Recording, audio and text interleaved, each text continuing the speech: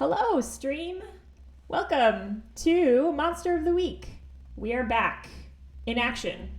These folks were supposed to be retired, but here they are on a rooftop facing down something that doesn't look too happy to see them. We're going to jump in back to our story shortly, but first I wanted to welcome everyone to stream today. We are playing Monster of the Week, which is a Powered by the Apocalypse system game. And this will be our first combat, I think, unless the players talk themselves out of it, but I'm pretty sure that might be happening shortly. But yes, I wanted to introduce our players. So players, if you could just say hello, introduce yourself, and then also introduce your character. What does your character look like? What do they care about? What's a fun fact? So to kick us off, can we hear from The Flake or JD? Yes, so I'm Mary, and I'm Hedge Magic on Twitch, but JD, I'm very scared of the government! They're watching me! She's this old lady with long, gray, scraggly hair, and she does wear a tinfoil hat, which I made. Crafts. And she's got crazy eyes that, bulge out of her head. She looks like she, died and then is alive again. She's, that old and decrepit, and she just wears baggy rags on her, but right now she's wearing a high-tech smart suit because we had to wear clothes that are morally repugnant to us. So she is in a silver she is not comfortable, and that's JD, the Flake, the conspiracy theorist. I love it. Yes, and yeah, you are all wearing morally reprehensible clothing to your personal morals, so that's happening. Speaking of what's happening, the Wronged, or James, can you introduce yourself and what you look like, what you're all about, what you care about in character, and a fun fact? Yeah, well, I'm Noah, and I will be playing James, the Wronged. He is an old guard monster hunter, kind of short gray beard with longer gray hair, except in this situation where he's wearing things he's morally repulsed by. He's normally wearing orange, beat up hat and high-vis bright orange winter vest with just simple jeans and a t-shirt underneath, and currently he's wearing tight jeans and a werewolf skin vest. As one does. Oops. Hold on. Can't hear you. Also, I'm hearing from my background. Okay, can you guys hear me still? Yep. Okay, yeah. Great. As one does. Awesome. Is stream okay? Did I give stream a hiccup? Hold on 1 second. I don't see us moving on stream. Yeah. I see you moving and talking, but I don't see us. Right. Why? Yeah. Moving. We are there, but we are frozen. Yeah. so early for hiccups. Maybe we'll get them all out now. Like burping a baby. Let me burp my OBS. Hold on a second. It's so weird. Yeah, apparently we can be heard. Yeah. Are we moving on your Discord? Yeah. Yeah, everything's gravy on my end. But I noticed that we had a little issue. Weird. Okay. I'm gonna do the IT special. I'm gonna try turning it off and on again. So we're gonna go to a break screen, even though we just got started, so don't go anywhere, but we'll be right back and hopefully we can unfreeze our players.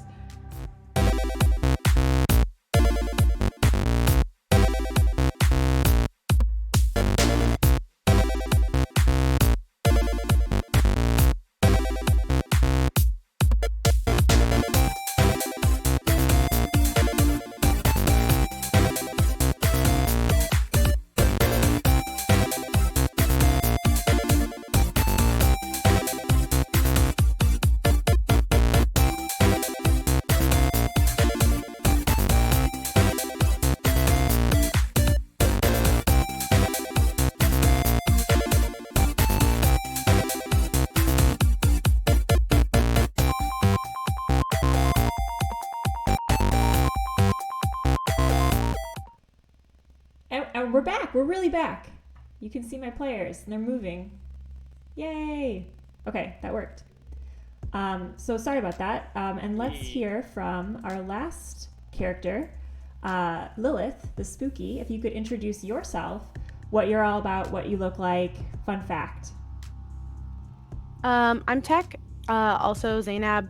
I play Lilith the Spooky, a 20-year Halloween store employee, recent psychic power manipulative magic human.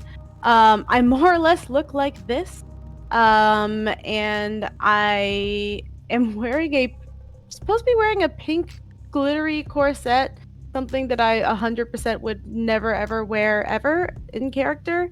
Fun fact, Lilith hates everything and everyone except for dogs.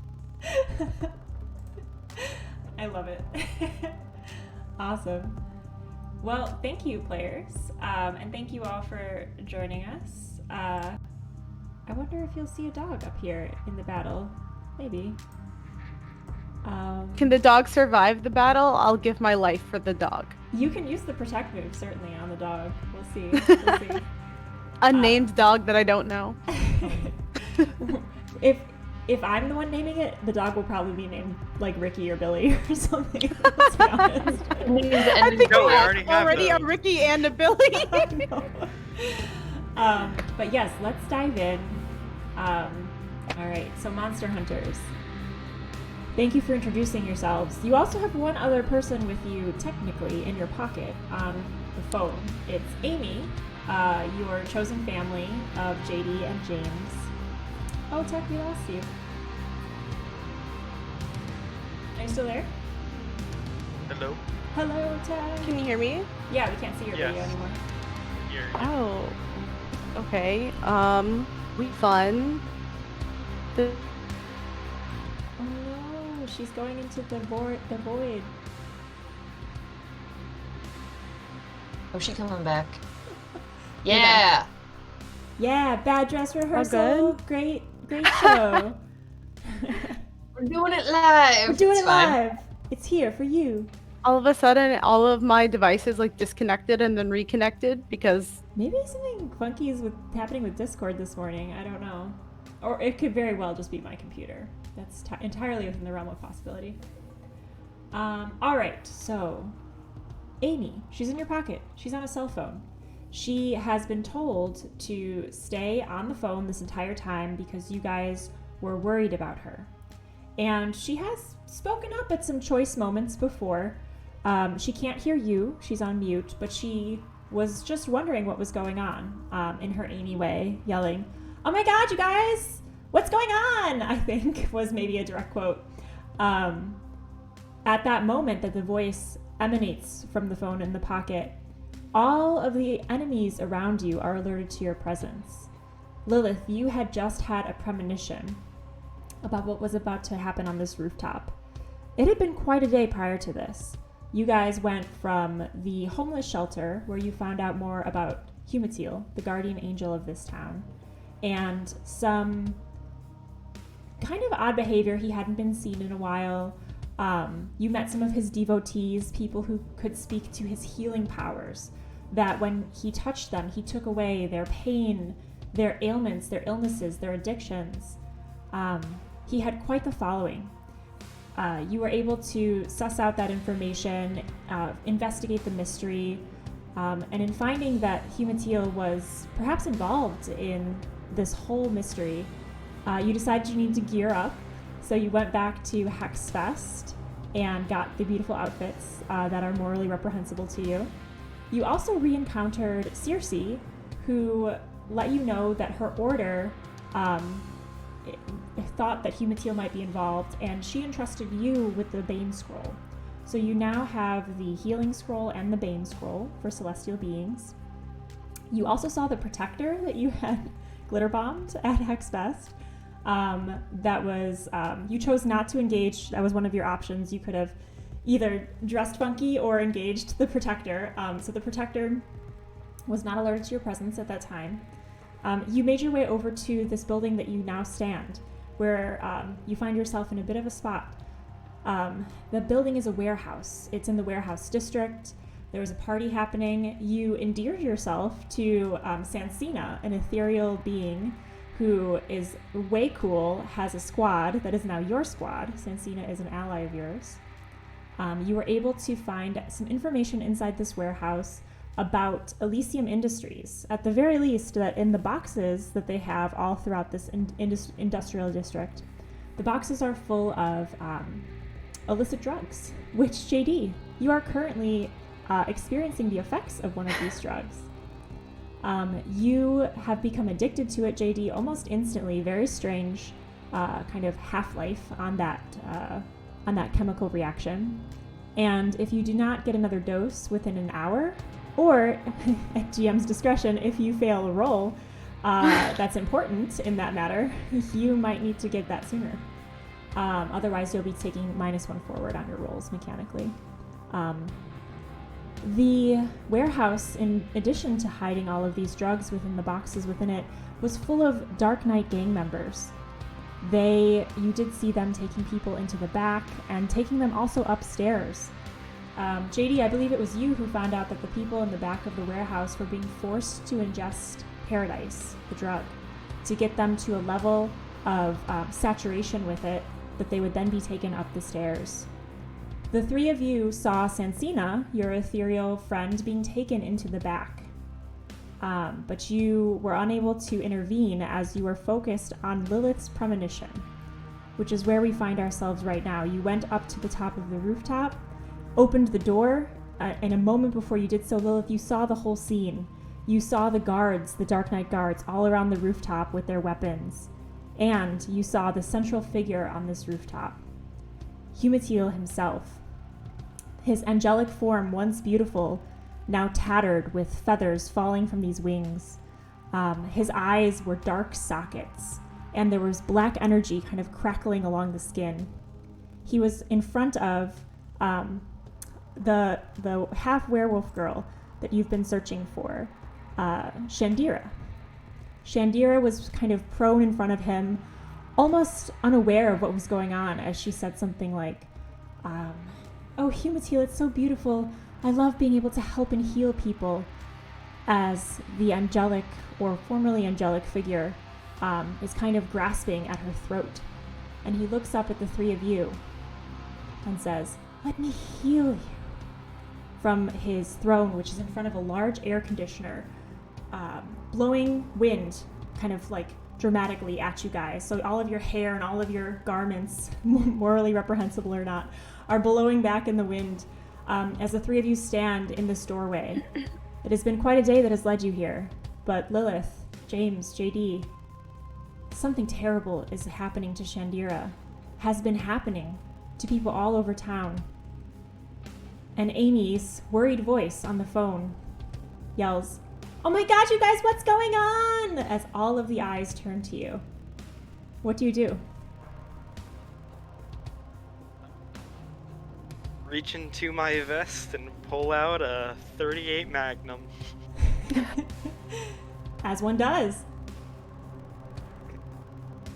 I think last time I had JD, when Hematil was like, let me heal you, she pulled out her scroll and was like, no, let me heal you! Mm-hmm. I apparently also have a 9mm, so I will pull that out. I don't think Lilith really knows how to use it. I think James just gave it to her, as he does, and she just owns it now. That sounds right. So everyone arms themselves. As you do so, you still hear Amy on the phone, and she's like, guys, oh my god, if you don't answer me, like, I'm gonna come over there. I want to go to the party too. So you hear this. As you all draw your weapons, and JD, as you say this kind of pithy one-liner at Hematil, you see Hematil receive it and kind of like tilts his head, and like you see the energy pulse on his skin as he does so. The black veins kind of with like this dark energy that's running all down his body. The kind smile lines of his eyes are like just kind of blending into this energy on his form. And he reaches forward, and I believe, Lilith, your hunch move unfortunately did not succeed all the way, I don't think, last time. So you were able to see what was going on and be able to have that hunch that like, oh my gosh, this is going to happen. But you still have time to intervene, but not to prevent. And so the actual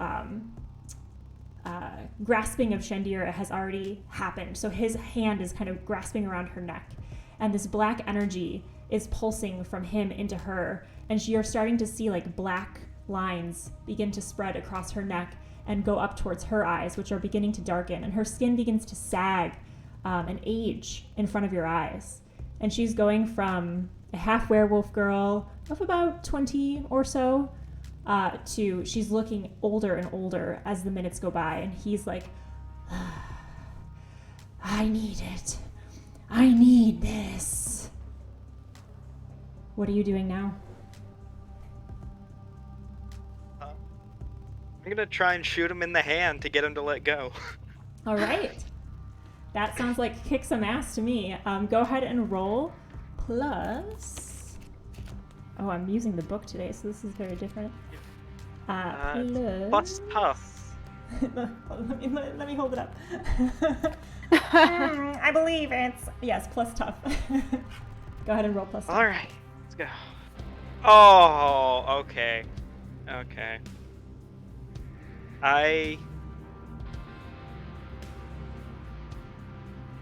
am going to use luck to make it a 12. Yeah. Of course. Oh, and just a quick luck check. How much luck do you all have? I have 3 left. Okay. I have 5 left. How did that happen? I have not used any luck. Okay. So apparently for one shot, I have 3 left. I was supposed to only give you like 3 luck anyway. So you guys are some lucky one-shot players. I will say that. But yes. So when you have, and does that change it to a 10 plus for your luck? Changes it to a 12. Oh, excellent. Okay. So on a 12, maybe I shouldn't have shifted to the book. Let me go back to my PDF. Whoops. There we go. Kitty spotlight. She's being a really good girl. She's just on my lap. So What's her cute. name? I think I've asked you. She's so mad. Oh. I wish we could have like a kitty cam for the entire stream. I know. I think if I ever stream independently, I'm gonna have like a lap cam. Just for the cat. So Yeah. you get an enhanced effect. So you can completely hold the advantage, and all hunters involved in the fight will get +1 forward. You suffer no harm at all. Your attack inflicts double the normal harm, or your attack drives the enemy away in a route. I believe that's directional. So which one of those bonus moves would you like to choose? Well, since I don't think we want him to run, I'll hold the advantage and give everyone +1 forward. Okay, great. So Which +1 forward means that, like, it just stays for the fight, right? yes. So you could be the person that reminds everyone, like, +1, +1. So that will be added to all rolls this fight for your hunters. And I believe, oh, and no, you choose that instead. Okay. So both of you, let's see, I believe you do both still inflict harm on each other. Yes, so the harm rating of your weapon and your enemy inflicts their harm rating on you. So now I'm realizing that I'm still in D&D brain, and I actually shouldn't have had you roll for this because you're not engaged and, like, he's not really resisting you on that move. But I'm not going to take away your special benefits. So we will give him an opportunity to inflict harm on you when that makes sense going forward. But right now he's kind of locked in with Shandira, and it appears he's like almost taking an energy out of her body. However, it was a bullet, right, that you shot towards him? Yeah. You see this bullet penetrate the hand, and it's almost cartoon-like. It kind of goes through the hand that's holding her, or I guess it would be the wrist, because the hand is kind of engaged with her actual, like, throat at this moment. So it penetrates the wrist, and all of this black ichor begins to ooze out of the wound. The bullet is still lodged in there, and Humatil looks at you with his soulless, empty, vacuous eyes, dark portals into nothingness, and says, "Do not come in the way of me taking away her pain." And all around the rooftop, the Dark Knights are kind of at the ready, like they have their hands on their weapons. Some of them are kind of like getting closer to you, creeping up from their positions, which were previously looking out and around the warehouse. They're all now beginning to encircle you all. What do you do as Humatil does not seem phased by this bullet in his hand? He does take harm from it. How much harm? 2. 2 harm. But he does not loosen his grasp, and the Dark Knights are now beginning to encircle you. JD's gonna yell, "Stay back!" And she's gonna, like, hold out her hands really violently and use magic to... Sorry, I'm trying to figure out what I'm even capable of doing inside of this system. Do Use one thing that is magic can not do a anything. limitation? Yeah, okay, so I'd like to make, like, a force field around just us and Humatil. Awesome. And obviously Shandira. Awesome. And what are the effects of this force field? Yeah, well, so it looks like a tinfoil hat from the outside. So it's basically tiny hut, but around us and one person we're fighting. Awesome. Go ahead and roll plus weird. Okay. So because of fucking Paradise and the +1 that James just gave me, I have a +7 to weird, which Oh my god. the 8 is 15. Holy You're the moly. magical Hulk. She's like fucking cracked out of her mind though. Like, Yeah. It's you pretty soon from Don't do drugs, kids. gonna die from Unless they give you heroin. cool magic powers. Unless they help you in battle. Oh no, Tech, you're gone again. I mean, to be fair, a lot of drugs help in battle. Do they? Well, in war. Yeah, in, I forget if it was World War I or II, or both. It was honestly likely both. Yeah, they would just, like, give the troops meth so that they could go without sleep. Cool. It's like a story of, like, a Finnish soldier who took, like, his entire, like, oh, I forget the actual term, but his entire group's thing of the meth after they all died, and he, like, he survived, like, barely. When they got back, his heart rate was, like, 200 plus. I feel like the more you know is now coming across the screen. Yeah. But back into this battle, 50. Yeah. you have a mega 12 plus and then some. So you get to have that effect, no glitch, and you get an added benefit. So, let's see. Oh, and that's totally within my purview. Hooray. So the tinfoil hat shield is now encompassing who? The three of you, Humatil and Shandira? Is that the intention? Can it exclude the air conditioner? It cannot because he's sitting on it like a throne. So it's kind of like... Oh, he's like on it. Okay, Yeah. yes. Then it is surrounding all of us. And no one can see inside because it looks like it's made of tinfoil. Reflective. Awesome. And what happens when people try to penetrate the shield? They get a horrible vision of being watched. Okay. The big brother is looking at them. It's psychically damaging. They become super paranoid. Yeah. Awesome. I will say, because this is going to last for 30 minutes, so you guys have the ability to be engaged uninterrupted in melee with Humatil for 30 minutes. However, if you wanted to, you are probably the only magic user. Lilith, I would need you to actually Lilith could probably do this too. But I would say probably you need both of your powers together to use this scroll, either of the scrolls. So if Lilith is helming a scroll reading on her own, it's going to be harder than if the two of you are doing it together. And if you want to help, you basically can't maintain concentration on your tinfoil hat. So you you have it up as long as you're not kind of focusing on some other type of big magic, if that sounds good to you.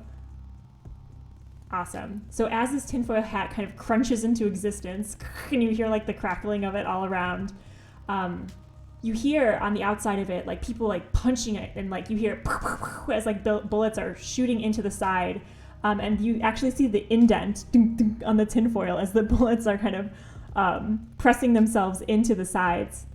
But you are alone now with Humatil, and just the hum of the air conditioner as it's become a regular maelstrom inside of here, as the wind is whipping around all of you as the air has nowhere to go, and kind of creating like hairs like standing up on end.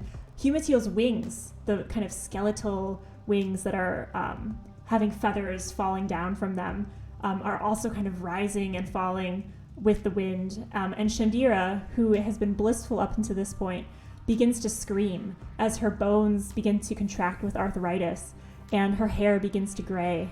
And Humatil looks at the three of you and says, "Why are you interrupting my healing session?" No words. If there's no objections, of course. I don't want to take anyone's turn, but James is gonna just try and run and like pry his hands off of Shandira. Okay. And what are the other hunters doing as you see James kind of lunge forward? Holding this. But JD wants to know what the fuck is going. So she's gonna say, "You're supposed to look like this!" And she holds up the like enchanted statue of Humatil she got from the soap carver in the homeless place. What is that fucking called? Homeless shelter. Mm-hmm. You're not taking away her hurt. You're taking away her existence. Do you think existence is pain? What is Lilith doing? So when I use magic, I can also use hex. So what I'm going to do is, I'm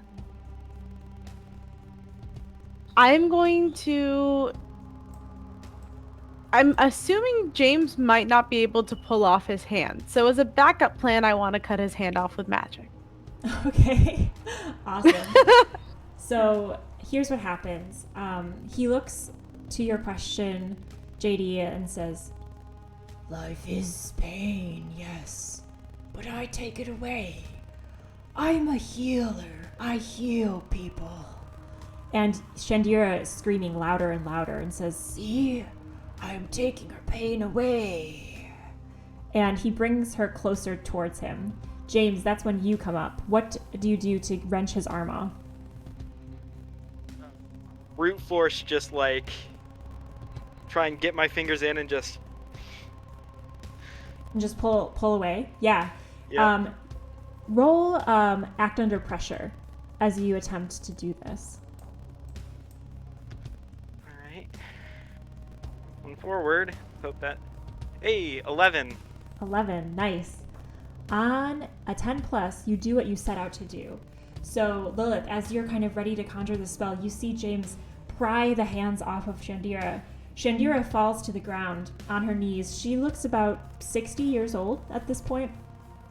She's breathing heavily, and she's still kind of strung out on Paradise, like looking around and seeing the trails of the wind move around her. And you see her hands kind of like trailing through the air, but one of her hands comes up to her neck and she's just kind of hunched over, breathing heavily. Thank you. And as she's doing that, Humatil turns to you, James. Lilith, you still have kind of your magic at the ready if you needed to change the point of your spell, because you've begun to activate your powers. But Humatil looks to you, James, and says, you need to wait in line.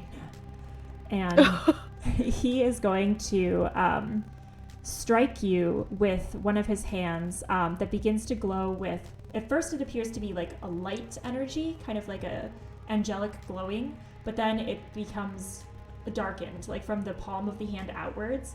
The light begins to gray and then blacken and then crackle as the hand comes towards you. And it is heading right to your face, essentially. What do you do, James?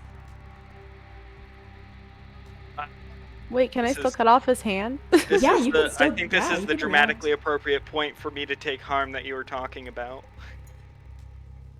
Oh well, you can still try to evade it. It's like he is coming towards you. And I'm ready to cut it off. Yeah. So are you Or going to intervene, attempting Lilith? to. Yes. With magic? Yes, with use magic. Awesome. Go ahead and roll use magic as James, or actually, you could also roll protect someone, and we can flavor it with magic if you'd like. I wanted to roll use magic because I also have hex. So when I cast a spell, I get something additional. That makes sense. Yeah, go ahead and roll use magic and describe what happens as you're trying to intervene with this celestial energy coming at James. Okay, I rolled a 9. Well, 7 plus 2 for weird.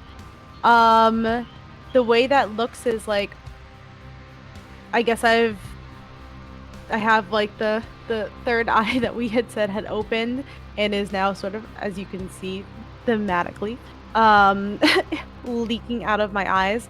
I'm assuming that just purple, like almost electric energy is being like consolidated in my hands and then I guess throttles out as almost like a purple disc. Oh, cool. And where does it strike? I'm trying to cut his arm off at the elbow. Woof. And what did you roll? I rolled a 9. A 9. Did you add the +1 forward from my No, I didn't. Oh. It was 7 plus 2 for weird, so now it's a 10. 10. On a 10, the magic works without issue. So choose your effect. The effect is the severance of the hand, correct? Yes. So this, James, you see kind of the celestial energy coming towards you.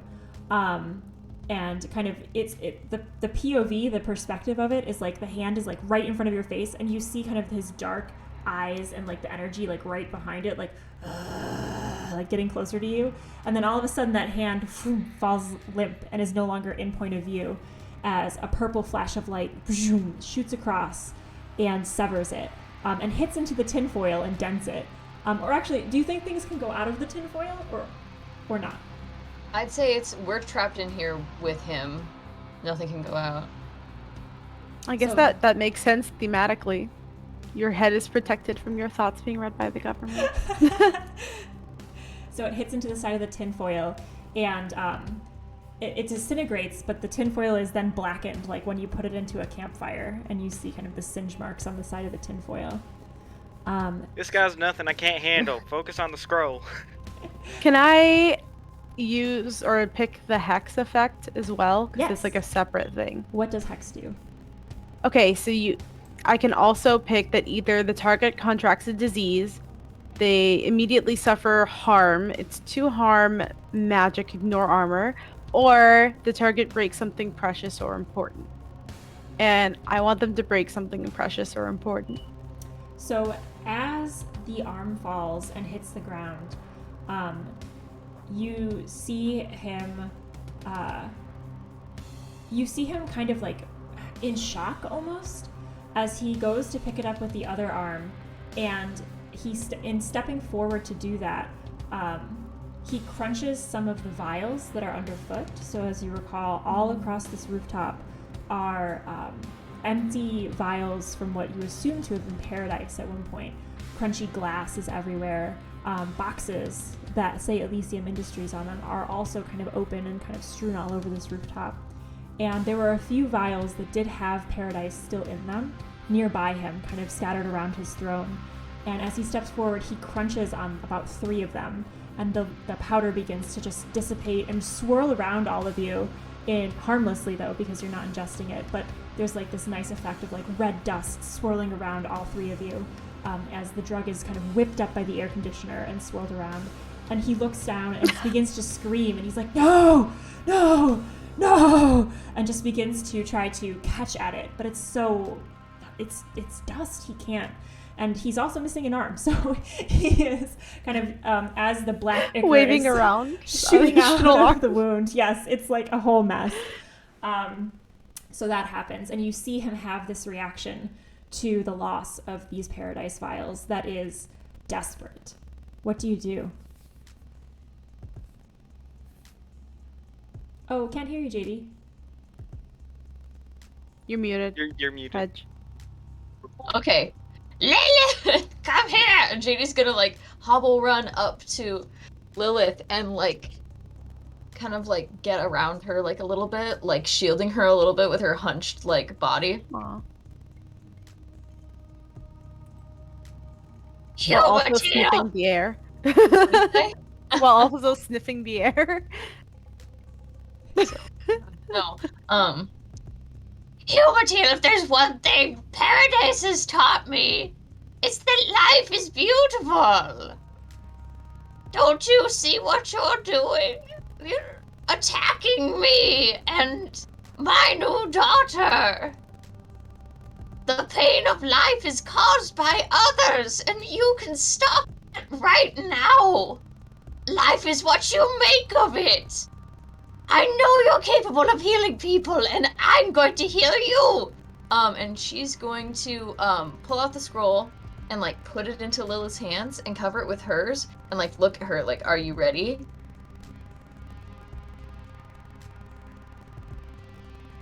Then she's going to drop the tinfoil hat. Oof. As both of the magic caster's hands touch is it the healing scroll or the bane scroll? It's the healing scroll that I have that I was putting in her hands. As both of your hands kind of touch the healing scroll and you refocus your magical energy on beginning to cast it, the tinfoil hat crumples above you into like a little tinfoil ball and then disappears. And as it disappears, you find yourselves surrounded by the Dark Knights. Some of them have guns drawn, like ready to fire at you. Some of them have knives out and are just kind of like ready to jump into the fray. And they had been right next to that tinfoil, so they are forming almost like a fight circle around you guys. You have now activated the healing scroll. It's going to take a certain number of rounds to cast. So on your turn, essentially, we don't have like a turn order, but essentially whenever it comes back to you, you'll be casting that. And you can do something else as long as it doesn't involve magic, because you're casting big magic with this scroll. But you're not taken out of doing any other kind of action, essentially. Question. Do any of the people with guns look haunted or paranoid? What caused the paranoia? Them touching the tinfoil and being like, the government is watching me! Not the ones who shot, because they were at a range, I believe, but the ones who have the knives they have kind of that like shifty eye look, and some of them are beginning to point knives at each other. So you can safely assume that there is a bit of paranoia affecting the knife-wielding guards, or knights, and I will put that here on my sheet for them. Thank you for reminding me. Paranoid. Oh, and one of them has brass knuckles, and he looks super paranoid. Oh no. Just amplified through the metal. But yes, so Humatil. So there's Shandira on the ground, kind of crying and like looking at her hands at the wrinkles and like looking around, still affected by the drug. And Humatil hears your speech, JD, and he kind of puffs up, the wings stretching out, the full skeleton of them on full display. And those vacuous eyes look at you, and he says, I am healing people. This is my job. I'm an angel. I heal and take away pain. See? and he gestures to Shandira. I am taking away all of her pain, and I enjoy what I get from it. The drug. I need more of the drug. And he is going to, as the wings extend, send out a pulse of black energy from his body emanating outwards. And all of you are hit by this energy, and you begin to feel kind of like a tingling all throughout your body, but you don't notice any harm. Nothing else happens. But all of you are kind of encompassed by it, and this EMP pulse that comes out of him, and he's like, I need more. I need more. and he begins to signal to the Dark Knights to move in, and all of them begin to step into your space. So right now, Lilith and JD, you have begun casting this scroll. However, there is one Dark Knight with brass knuckles looking really confused and jittery coming at you, and another one also looking paranoid with a baseball bat. They are approaching you. There is also a Dark Knight approaching you, James, and he has a revolver. And he's kind of eyeing your own gun, and he's like getting ready to fire at you. What do you guys do as they begin to approach? Gonna yell, "Stay back, or I'll turn you into frogs! I can do that!" Roll manipulate someone. Okay. That's plus charm. Stats. Charm. She's not charming, but she's got +1 forward for this fight. So that comes out to 0. That's a 4. Oh no. On a 4. This is where I need my book. One day I'll get my sheets together.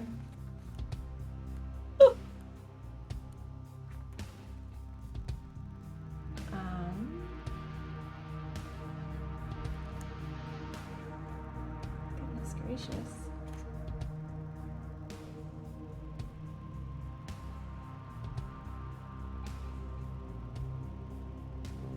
Okay, so on a 4, this, which one did you do it to? The one with the brass knuckles or the baseball bat? Brass knuckled boy. Brass knuckle boy isn't convinced that you can do it, but he is convinced that the government is capable of doing this, thanks to the paranoia from your tinfoil hat. So at the mere mention of it, he is going to be a little unsettled. So he's not going to attack you first, but he is going to turn his attention to Lilith. And he is going to take a swing at Lilith. Lilith, do you have anything to do to interrupt this? I'm around her, right? I'm like, Mm-hmm. I got into a protective position before I started this. Yeah, go ahead and roll protect someone, because you are bodily protecting Lilith at the moment. And then Lilith will also give you an opportunity to react as well. Fucking Is tough. Jinx considered using magic?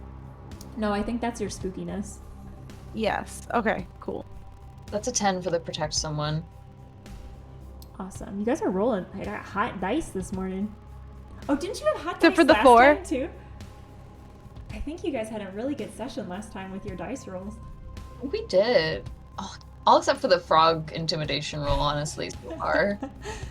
And Lilith, what's your jinx? Let me roll for it. One of the things I can pick when I jinx a target is to interfere with what a monster, minion, or bystander is trying to do. I'm assuming this is minion henchman Mm-hmm. sort of dude. Okay.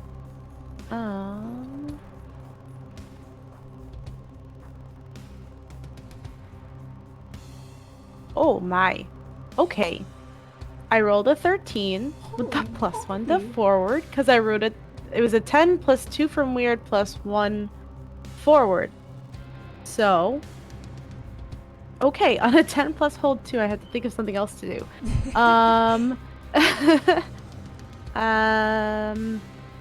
I can interfere with what a monster, minion, or bystander is trying to do, and I can also help a hunter. I could help JD, giving them +1 forward by interfering with their enemy. So we're just buffing each other. Mm-hmm. Yeah, and JD, what are you picking for your protect someone move?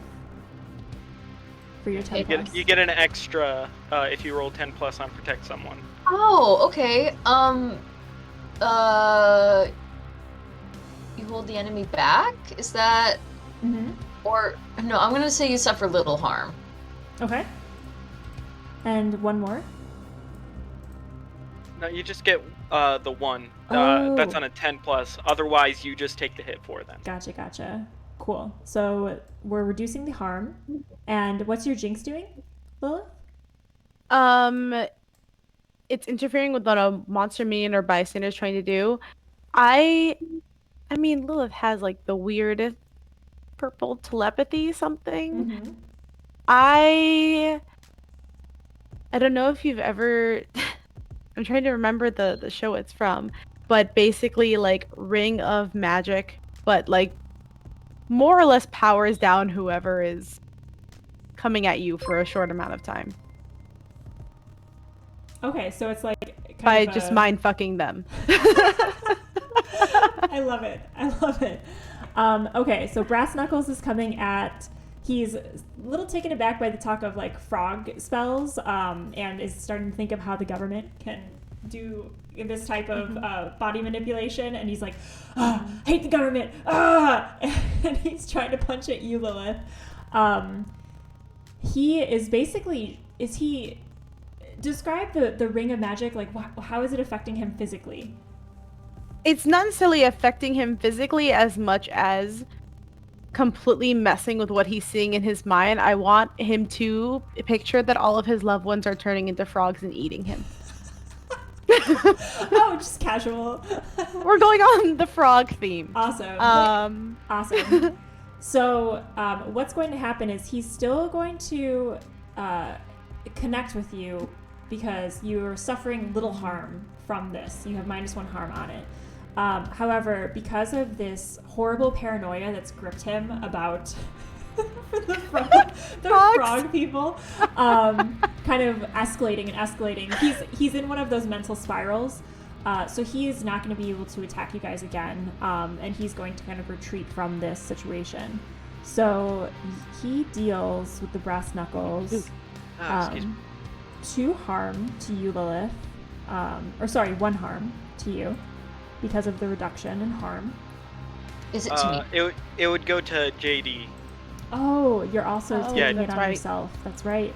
So JD, you take the 1 harm from the Brass Knuckles. They don't hit as hard as they should have. They kind of glance off of your skin, but they still do cut you a little bit. And so you feel on your cheek like a few things of trails of blood trickling down. I'm sorry if you can hear my dogs. They also want to be on stream. Yeah. They're the guest star dogs that are on the rooftop. Dog those NPC. Are the dogs that we said Dog would be NPC. here. Oh my gosh, it all comes full circle. So yes, take that harm, and that you kind of prevented Lilith from being hit. So if the both of you are holding onto this scroll, the scroll has begun to pulse as you're concentrating on the spell. Who is going to be the one to actually read the incantation? Lilith, do it! You've been training for this! Have I? It's been a week. A week of training! Okay. Would I have to roll to use magic for it, or? So we'll roll at the end. So I'm going to keep Okay. track of how many, like basically rounds, but a little bit looser than that. But yes, so you have officially started this, and you're the one reading the incantation. And at the end, we're going to roll use magic to see as part of your big magic spell. So the reason this is big magic is because you're not just casting it and it's done. It's going to take a couple readings from the scroll to get this thing powered up. But yeah, you don't need to roll yet. The roll will be the dramatic finale of you building up the scroll energy. Okay, I guess I'm reading it. I guess I'm not sure what that exactly looks like, but I'm assuming because this is a very spooky magical process that like my eyes are going to roll back and I'm just going to be mumbling incoherently in a language I do not understand amongst angels. Awesome. Yes, and as that's happening, the brass knuckle guy begins to run away essentially and just says, "My family is frogs! My family is frogs!" As he kind of runs towards the edge of the roof. James, he runs right past you, and you are, so we'll come back to this kind of huddle and spell in one moment. But he runs right past you, James. You are still near Shandira, who's kind of panting and shaken on the ground. And Humitiel looks at you, and he says, I've marked you for being healed. I will take your pain now. You can thank me later.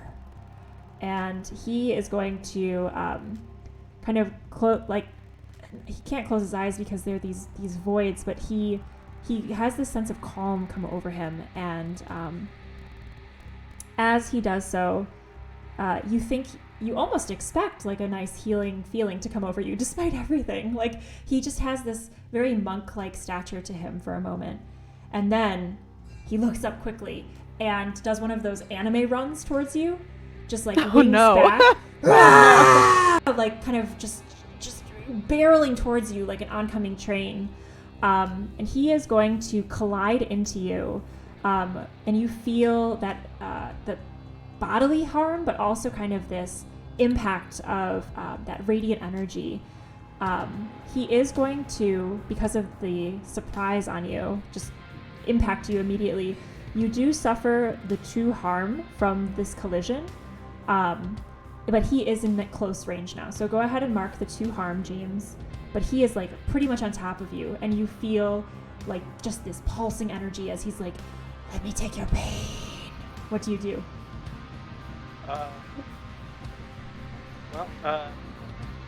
I'm just going to try and shove him off and just kind of get back and move towards the 2 casters.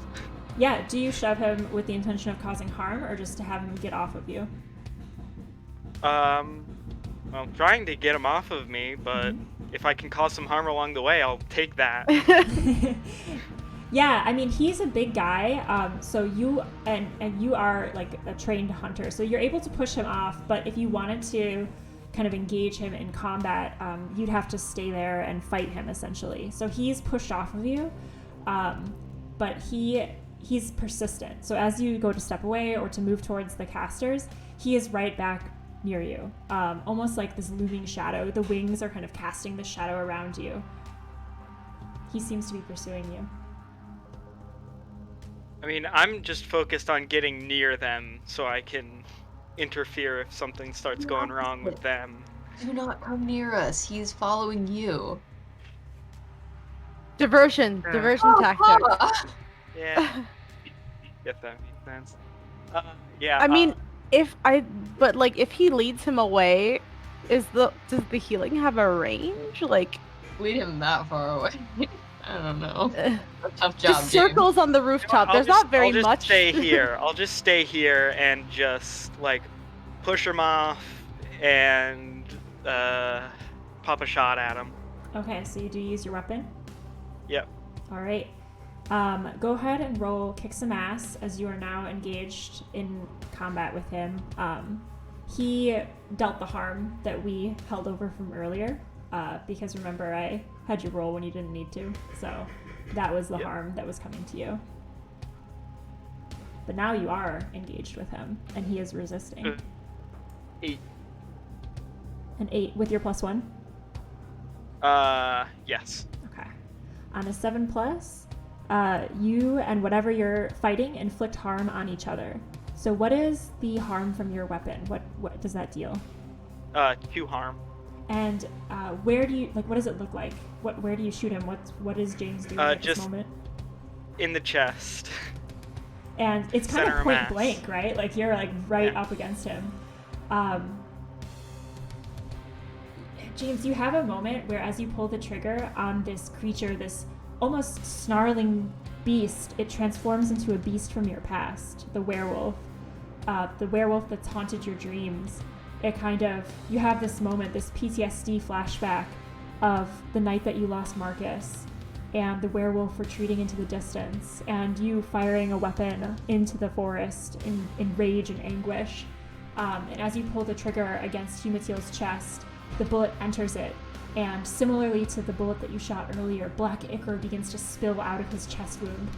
But he doesn't seem that harmed or phased by it. He is harmed by it physically, so he does take that damage. But he does not move away. And you yourself feel shaken as this memory comes upon you. Strangely though, as the bullet enters the chest and he takes that harm, your whole body pulsing with that black energy that he shot into you earlier, you also take 2 harm from the bullet wound that you have shot into him. Does that bypass armor? It does not bypass armor, so go ahead and reduce by any armor you have. Yep. Alright. But you seem to be connected, and the anguish that you felt in firing and the harm it dealt come back into you. As this happens, Humatiel, capitalizing on your close position, tries to lock his hands on your arms, and the contact, you begin to feel the skin where he's touching begin to wither and age. What do you do? Did he attach his other arm? Because He didn't. No, he's just got the one. Is he just holding it in his other hand? Just like, or is it just like laying on the ground 10 feet like, is he back? just gonna backslap us with it? He went to go pick it up, but he was distracted by stepping on the vials, so he never did pick it up. Okay. So it's still on the ground. It's actually twitching on the ground. Ew. Yeah. That's delightful. All right. I'm going to pull out a knife that I had on my person as well. It's the kind of like wavy, like ritual dagger that gleams with silver, and I'm just gonna try and cut his hand off as. Yeah, You're just well, hacking limbs off of this dude. this is going to be harder to hack his He limbs can't off. touch us. He can't. Oh, you're gonna get your arm cut off if there's a spell on you that has you take whatever harm you inflict. And Oh my god. Okay. James James is like, if I die, I die. yes. 'Tis but a flesh wound. It's harder to get the arm clean off with a dagger attack like that. Lilith had some kind of intense, like, purple magic cauterizing disc, so I figured that was appropriate to be able to take an arm off, as was her intention. For a dagger, you can certainly begin to, like, stab or hack at it, but it's not going to be clean by any means. So is that still your intention with this attack? Getting Yes. super stabby. All right, roll to get stabby. Roll to kick some ass. Yeah. And I get, because I suffered harm, I get another +1 forward, which takes me to an 11. Awesome. Oh my lord. So you're like you're basically like a rage machine right now. Yeah. This is such an interesting mechanic. So, you got, what was the total? 11. 11. So you both inflict harm on each other. Choose an extra effect from that list, gaining +1 forward to yourself or another hunter, inflicting terrible harm, suffering less harm, or force them where you want them. I will give +1 forward to Lilith since I hear her chanting. Kinda. Great. So Lilith, please remember that when we do the use magic roll, you have that +1 from this extra attack. So we have a +1 from this extra attack, and then a +1 in general Yes. because of James's roll. Well, actually, Okay. a +1 for Or how does it work? You might have to Would use you that on your +1 next for- roll, I think. I don't know if you can save it Okay. up. Because it's not ongoing. I think it's just your next roll. Okay. So on your next roll, if it happens to be use magic, great. Mhm. If not, whatever it is you're doing next, you have a +1. Okay. All right. So And then the other +1 stays just in general? Is that still... yes, that one was, I forget. That was on the advanced, the 12+, because Gotcha. I used luck because I rolled snake eyes. Ah, yes. Okay, yeah, that stays as long as people are involved in the fight. Yep. All right, so what is the harm that you inflict on Humatil with this stabbing? Since it's technically a specialist weapon, it's just 1 harm. Okay. So you see kind of his celestial, it's not physical armor, but it is kind of a protective barrier, and it reflects back that 1 harm. So you did not do any harm to him with that knife wound. However, go ahead and mark 1 harm on yourself, as your intention to harm him is We'll reflected take that back as on well. you. And sorry, what did you say? I have 1 armor as well, so basically nothing happened. So as you're stabbing down on his arm, the celestial sheen protects him, and your own armor, you feel like that knife point kind of pressing against your abdomen. It's invisible, but you feel like the wound of it, but your armor deflects it. And so the two of you are kind of grappling with one another. And Humatil's face is very close to your face, and he smiles, and at first it seems like a beautiful smile, like a very friendly, like calming smile, but then his lips part to reveal his teeth, and his teeth have become completely rotted. They are just corroded, and it looks like the gums are bleeding, and his tongue has become infested. Like there's like little pus, like white pus coming out of the tongue, and he like runs the tongue over his teeth, and he's like, I just want to help you, child. We're getting him a water pick for his birthday. So let's cut back over to our casters. So James and Humatil are currently engaged in this this battle where the two of them are connected. With our casters, we have JD protecting Lilith as her eyes are rolled back in her head. Yeah, and my she's eyes reading are the like scroll. rolled back. Do you have a sense of what it would sound like in the language? I feel like it would sound Right. very hymnal, like it's angels, right? It would sound very like chorusy and hymnal. It's some weird version of Latin.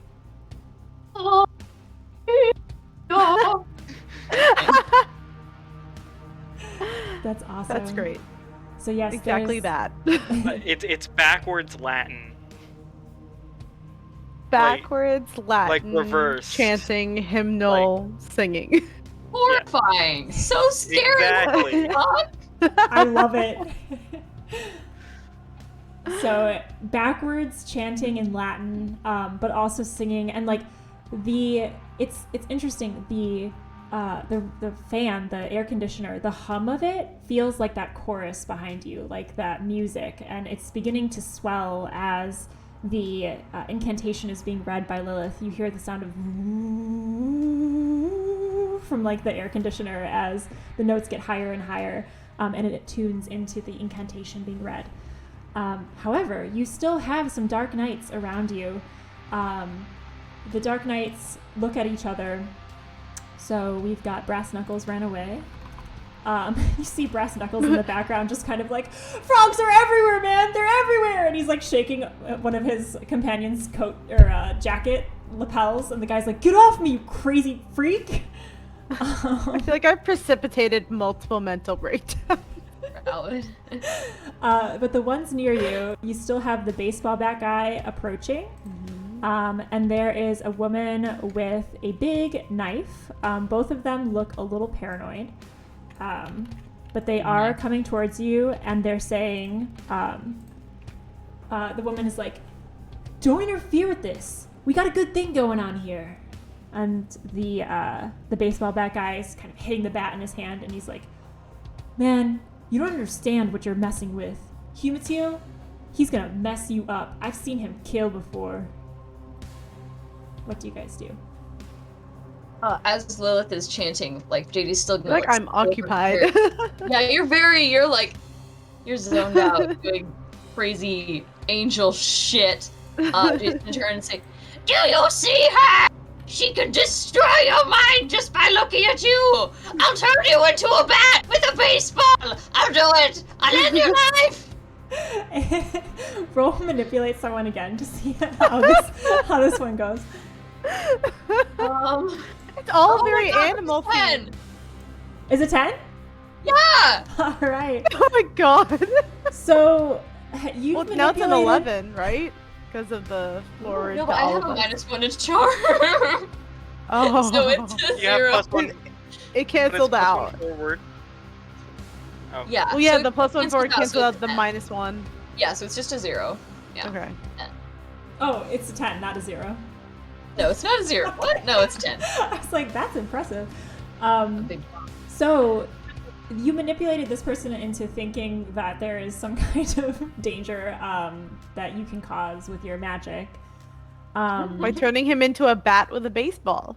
Yeah. What- Animal themed curses. What are you asking this person to do with that belief? Oh, sorry. Oh, I was like, "Take back" type situation. Gotcha. So they'll do it for the reason you gave them. If you've asked too much, they'll tell you the minimum it would take for them to do it, or if there's no way they'd do it. So the person with the baseball bat who was trying to reason with you, kind of, the bat hits on the hand and stays there for a moment as, I believe that was the woman, as she considers you. And she looks you in the eye. Oh, go ahead. The woman had the knife. It doesn't Oh, matter. no, thank you. I will write that under the right person. I mean, worthwhile note that the melee ones that are coming up to them are all paranoid still. Yes, from they the... are. So the woman looks at you and says, okay, I kind of don't have a choice but to beat the hell out of you because, you see that guy? And she points over at James and Humateel, kind of locked in this epic battle where Humateel is like oozing black ichor all over him and they're just kind of grappling with each other. And she's like, I don't want him to kill me, so I don't also want to turn into a bat frog or whatever the hell he told me. I feel like there's a bigger plot going on here with the government, and like you see your eyes shift a little bit. But yeah, no, get the hell off the rooftop and I'll let you live. I understand, dearie. He won't kill you by the time we're done healing him. He's not normally like this. And JD's gonna, like, show her the statue of Humateel looking angelic without bone wings. She'll nod and say, yeah, no, it's better for us that he's like this. A little more dangerous for us, but we can move our stuff easier in the streets. And, he wants to get more people hooked on it, so that's good for us, you know what I'm saying? I hope you like dying because there is no heaven.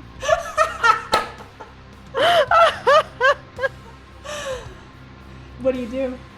There's an angel sitting next to us. Oh, And we're like, well. heaven isn't real. I love it though. Shit. So badass. Well, damn.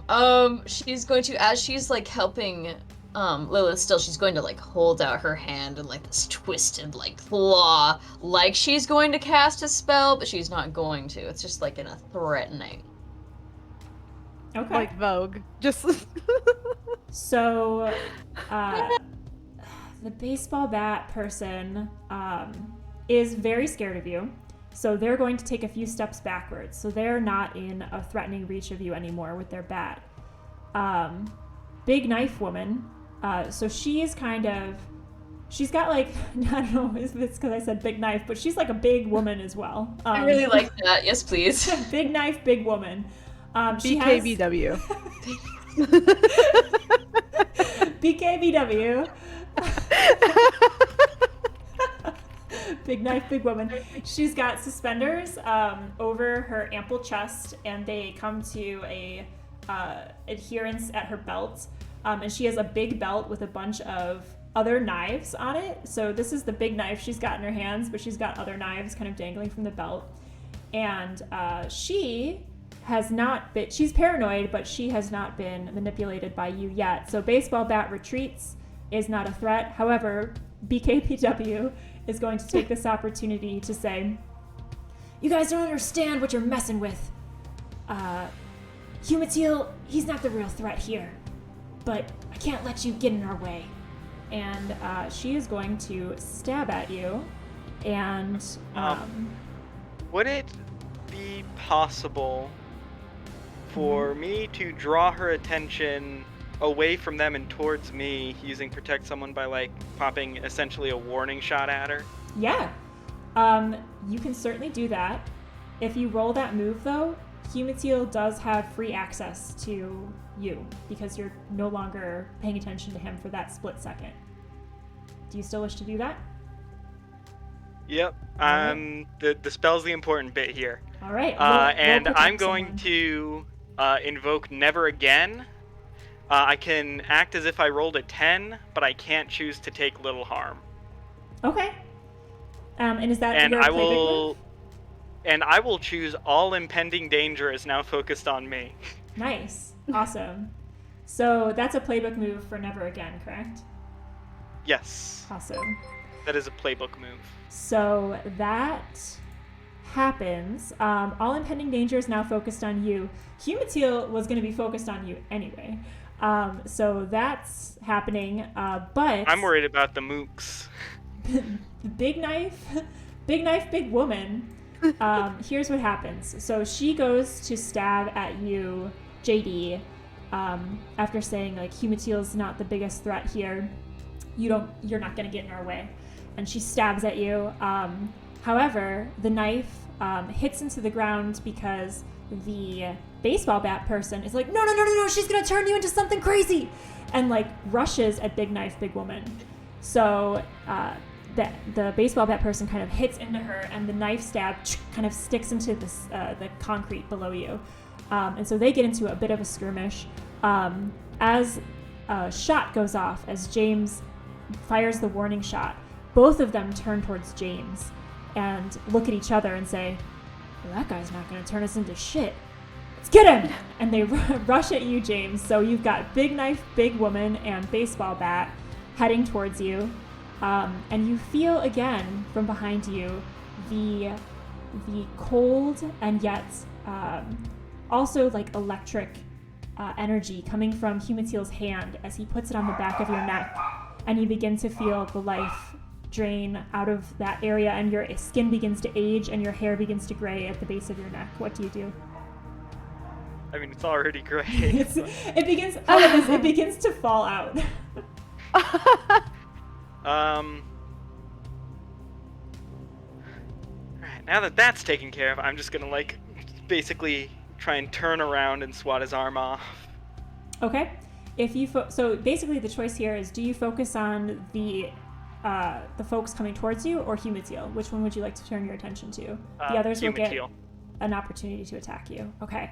So as you turn to Humatil and swat his hand off, you're able to do so. You break the connection, and the hair that was falling out at the base of your neck stops falling, but you do have a nice little bald patch at the base of your neck now that kind of goes up into the hairline. As you're doing that, big knife, big woman is going to stab you in the back, right by the kidney, and you feel this knife kind of sink into your flesh. You take 2 harm from that, minus any armor that you have. Doesn't And quite break flesh, but it'll leave a hell of a bruise. well, this knife is quite big. This is the biggest knife she has. It's like a meat cleaver, like one of those big chopping knives. I mean, it's doing the same amount of harm as brass knuckles. So. Yeah, but it looks cool. The armor is like a thin Kevlar, essentially, vest that goes underneath regular clothing. So with your Kevlar vest, it does, so it stops the knife from making you bleed perhaps, but you do notice that the knife is sticking through the Kevlar. And you look at her like, what, my armor? And she just goes, and like nods as the knife is stuck inside the armor. As you're having that exchange, Baseball Bat comes up and says, don't turn me into something weird! And like swings back and is going to hit you. And you also suffer 2 harm from the baseball bat, minus any armor you have. Right, and I've officially become unstable. All right. Hit 4 harm. So James has 4 harm. With unstable wounds, what that means is, and also for everyone, first aid, it's not a move per se, but it is something you can do. So if anyone wanted to give first aid to James, that could heal 1 harm from him.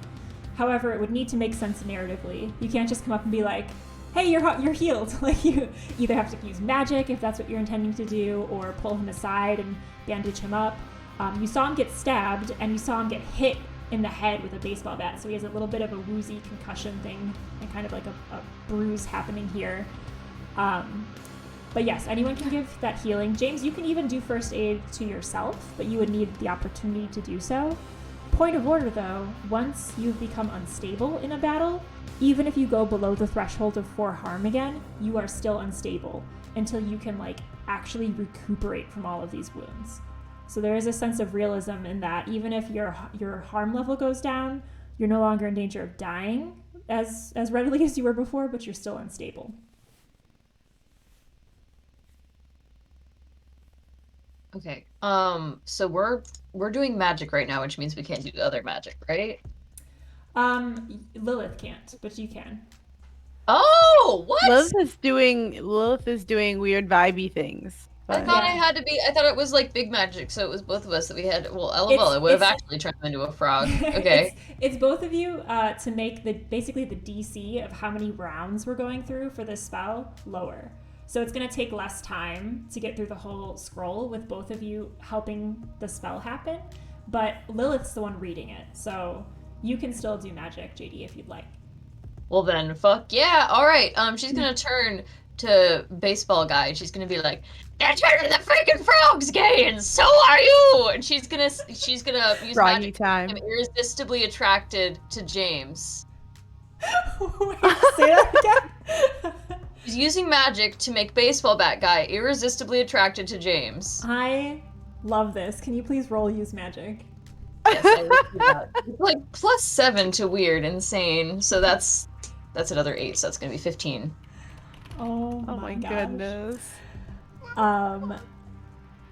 Did you Cracked out 18? JD. 15. Okay. It was 8 plus 7. Still. No. It was 8 plus 7. Whew. So it's 15 total. Yeah. Still intense.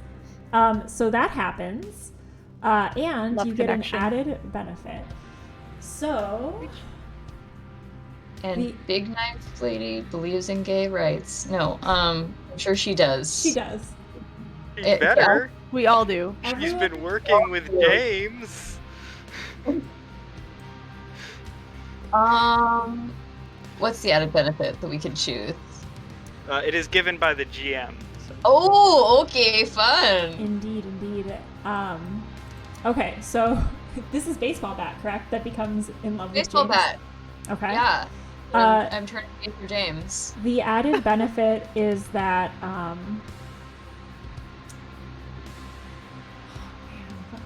what could be fun with this? I'm open to suggestions, but I want it to be fun. He could end up doing a heel turn and taking a swing at a big knife, big woman. Yeah. I think so. Like he'll like run to swing at James, and then as the magic hits, turns around and smacks Big Woman in the face. Okay, I like that.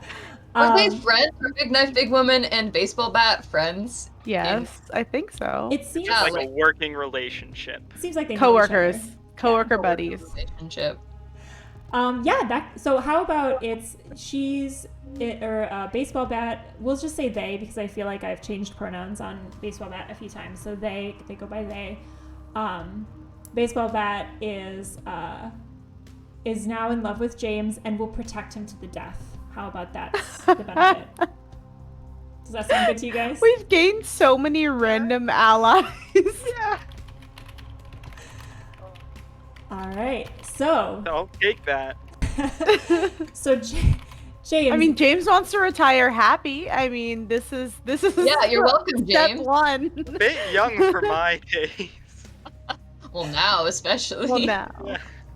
So baseball bat, they have kind of a, I think like a chin length hair, but they have a skull cap pulled down over their head, and they have similar to what Ricky was wearing, like a lot of like cool studded leather and like spikes and lots of that going on with the aesthetic.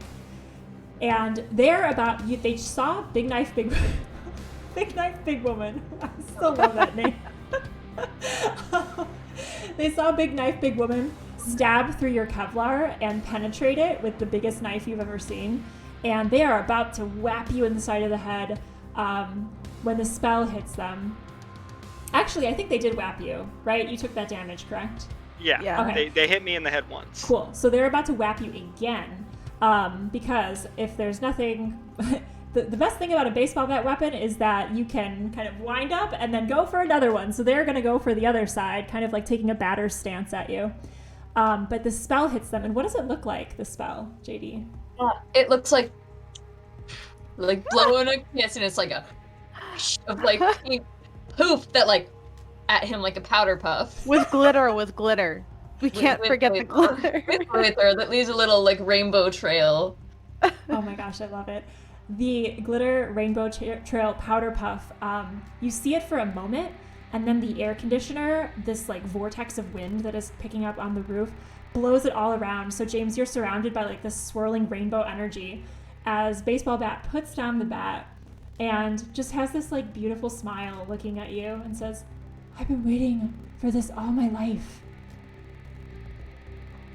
And assumedly not knowing what's going on, he's just gonna go, "What the fuck?" I mean, wouldn't you have seen JD do this before? If she's, depends on if she's done it before. That's fair. That's That's up to you guys. If you'd like to roleplay it one way or the other, that's up to you.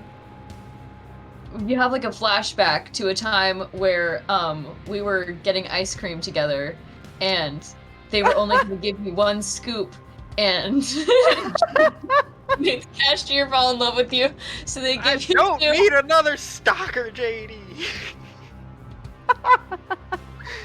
The idea of JD just Oh, man! accumulating stalkers for James. Starting a James fan club right now in this ice cream shop. Keeping up with the Jamesies. Just Alright. they have a hashtag. Snap back to reality. Oh, there goes gravity. Oh my god, I thought that too. James, so do you recognize this spell? The swirling rainbow energy? Because JD remembers that, but does James? I think the reaction is very similar. He recognizes it and he's just, "What the fuck?"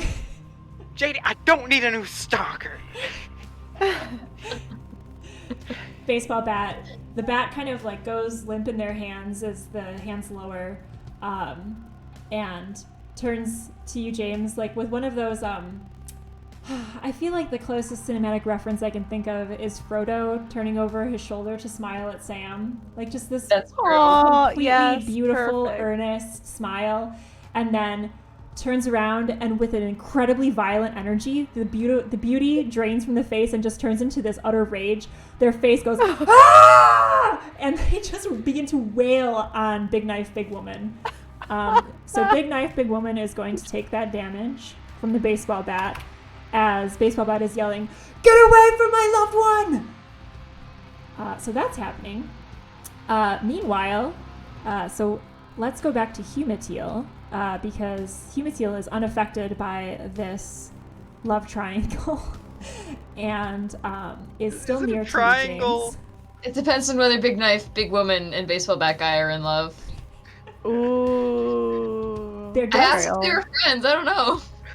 there does Or are seem, they more? There does seem to be a look of utter betrayal on Big Knife Big Woman's Oh. face. Ah. You could be a throuple, it'll be fine. James is not interested in either of them. Aw. Aw. He's the point of the triangle. At the end of this, I'll make them back in love again, okay? We'll fix it. We'll fix it. Humatiel is pretty much ignoring this kind of love triangle or love goalpost. I don't know what you call it. Goalpost. Love arrow. It's pointing, but it's not like going back the other way. Love telephone. Love flow chart. Just Love flow chart. Humatiel is going to... I feel like... Well, he can't divert his attention from James at this moment because all of the heat is on James right now. So, he is going to see that there's a distraction happening right now, and he is going to open his mouth, the same kind of rotted mouth that you saw a moment ago, but it's going to begin to glow with a white hot light, the whole mouth kind of opening like mummy style, like a huge O circular shape, and energy is gathering in the mouth. The void eyes begin to glow as well, and his fingertips begin to glow with the same energy, and he's going to yell, "Stay still for your healing!" And he's going to reach out with the hands, the mouth, the eyes all glowing. Woo! And this like angelic choir noise comes out as energy rockets towards you, James.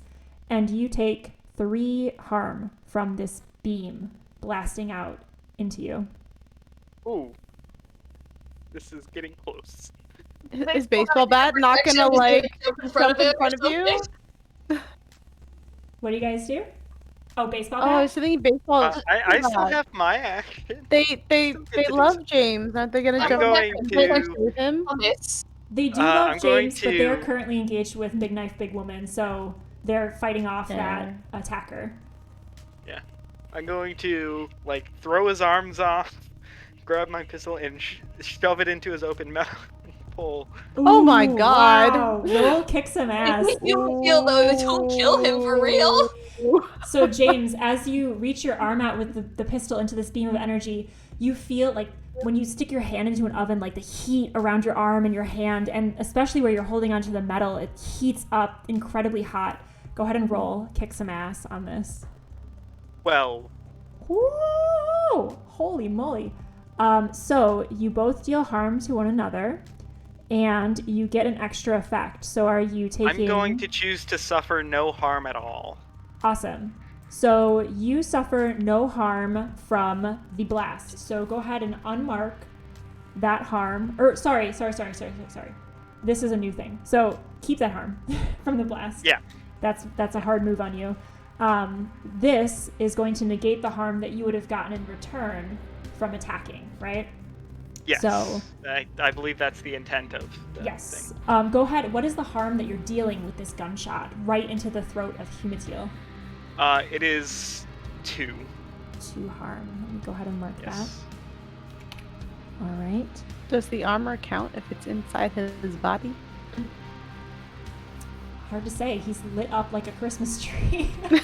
He's lit. Or, So you can't actually, really see the reflection of it. Can I revise slightly? I would like Sure. to deal double harm. Okay, so instead of taking the harm away from yourself? Yeah. All right. So what is the total of the harm that you've dealt to Humatiel with the gunshot? 8, including this attack. Including this attack. Like, Are we including trying the to other kill attack. him though? This is total. No! What's the harm from this attack? Sorry, the double harm. 4. 4. Awesome. All right. So marked that. That's a much more significant chunk of harm on him. And Resurrect Humatiel, oh my god, okay. because Can you bring angels back to life? I feel like that requires significantly more power than we currently possess. you do know an angelic specialist. Yes. Also, it was stated that you cannot kill him without the Bane. Like, the Bane was made to kill him. As you shoot your gun into the throat of Humatiel, which is currently alight with a beam of energy, you deal that harm from your weapon, You do suffer because of the heat on your arm. You needed to like keep it there and steady it in order to take the shot. You do take 1 harm from that in return. Ooh, nothing. You also, because of your connection to Humitil, feel the own back of your throat begin to pulse and throb and then tear with pain as you take the harm that you have dealt to Humitil. Please mark 4 harm on yourself. Well, I can't go higher than I currently am. But I'm still up till the fight's over. Yep. How much harm do you have now? It's full. So you I have don't know more if it than goes 7? above the max. Go ahead and track it just for fun, because you do have the like basically you are raging with the ability that you took for your playbook. But yeah, you can't go down until the fight's over. However, you feel a mortal wound in the back of your throat. It's like a bullet has been shot there. And because you are unstable, mark 1 more harm as your wounds from earlier begin to pulse and you feel your heartbeat in your ears. Lilith, JD, you see this happening. Pop up a bit of blood. Yeah, and JD yells out, James, no, don't shoot him! It'll hurt you too! And she sees this, like, and she sees James, like, move, you know, as, like, his throat gets hurt, and she's like... He's still standing, though. He's, you know, he's still standing and looking surprisingly strong for all that's been done. James, you fool! Oh. Echoing. But also with, like, love in her voice. Yeah. And echoing that cry from JD, Baseball Bat turns and says, "No! My love!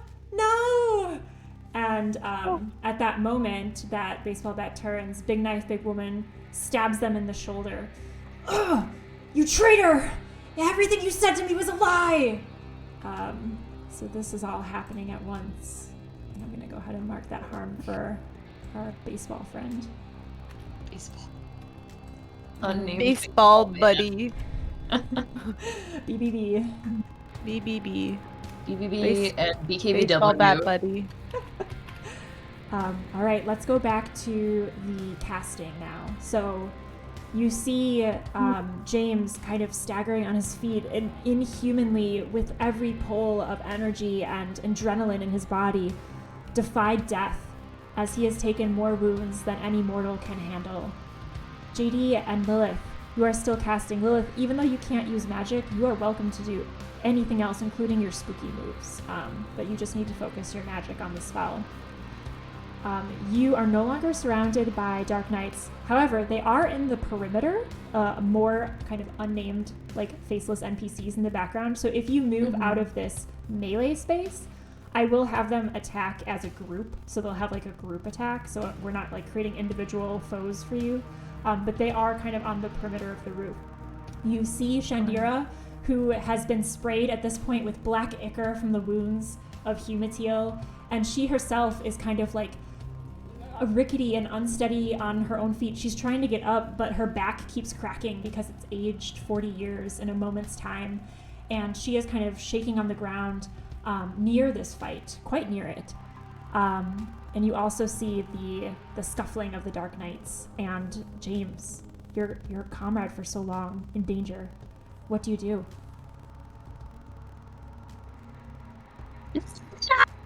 Stop it, Lilith! We need to save him! Please do it now! Do we have enough time? I mean, like, have we harnessed enough energy, magic? This is the 3rd round of the casting. And you... Muted for like a second. Oh, can you hear me? No. Yeah, we just missed the first half of the sentence. Oh, sorry. This is the 3rd round of the casting. And it does not seem to be complete yet, but you feel, or you hear from the air conditioner, the tone is matching your voice as you say the incantation, and so it's like it's getting higher and higher each time you read through the lines of the scroll. Okay. You seem to be nearing the end.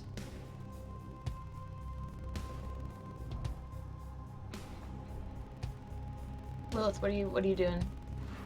I still have a 9mm. I know my eyes are like rolled into the back of my head. Is there still a way I can try to shoot it? Yeah. No, you're not impeded from that. You have a third sight. You have telekinetic powers. Oh, you're that's you're right. good.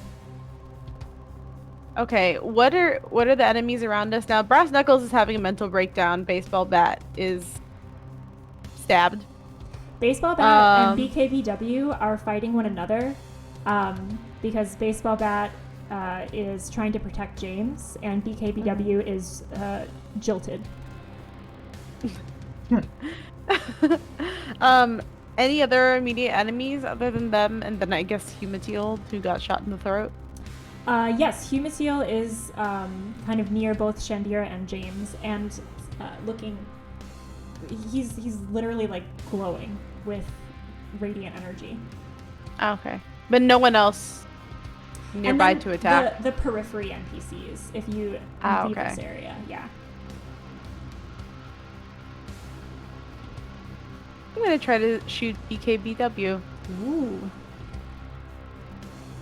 You can just do that. BKBW is engaged right now with Baseball Bat. So what does it look like as you are reading this spell and you take a shot into the fray? Do I have to roll for it first, or no? Because this is why I said I shouldn't have had James roll earlier too. When there was like no resistance to this happening, and you're a badass, so like of course this can happen. Oh, okay. I'm just imagining that there's so much chaos right now, right? There's all this stuff happening. I'm imagining that very cool cinematic moment where you see like the third eye glow.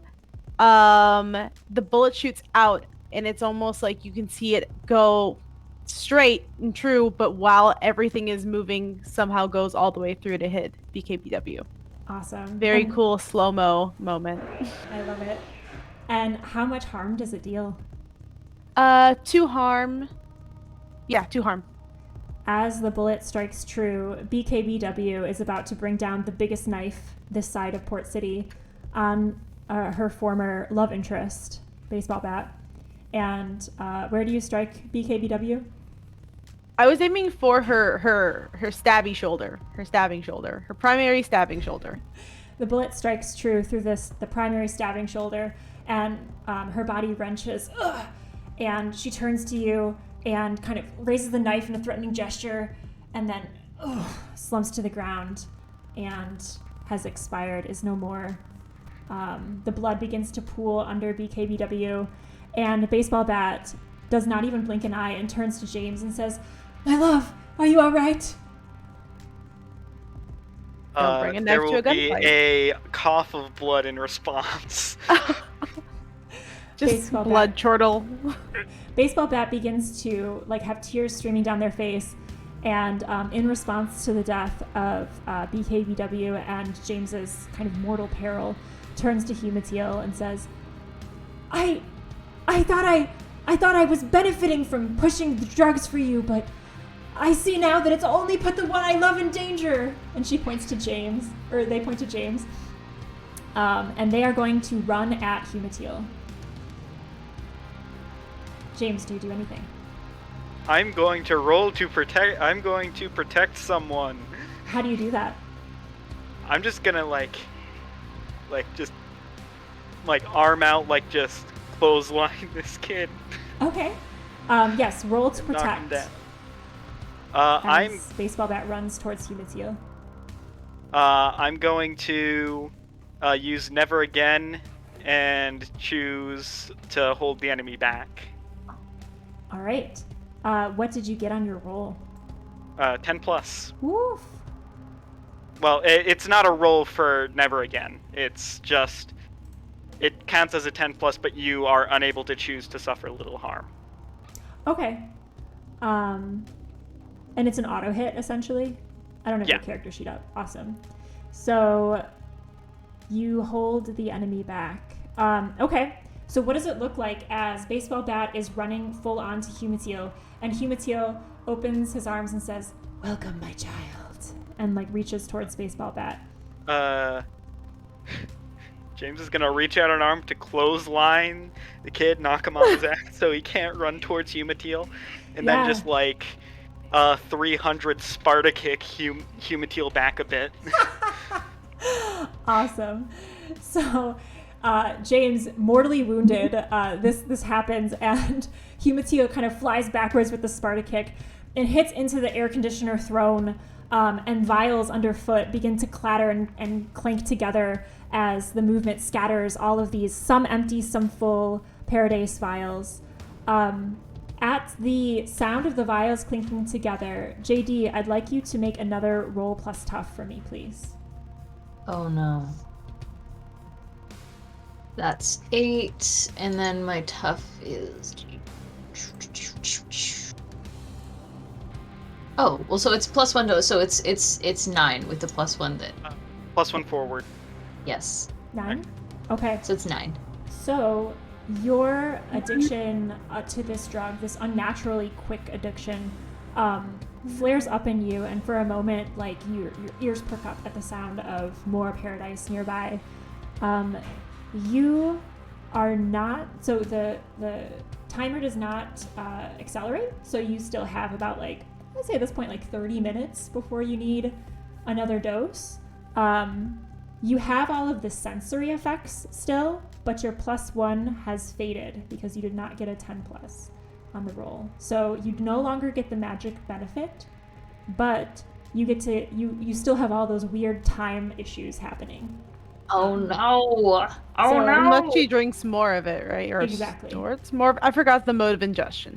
It's- But Schnorton. Yeah. So as she sees Humatil like go back against the air conditioner and like break bottles under his feet, and she's like, "No, my Paradise! Don't hurt it!" And she's going to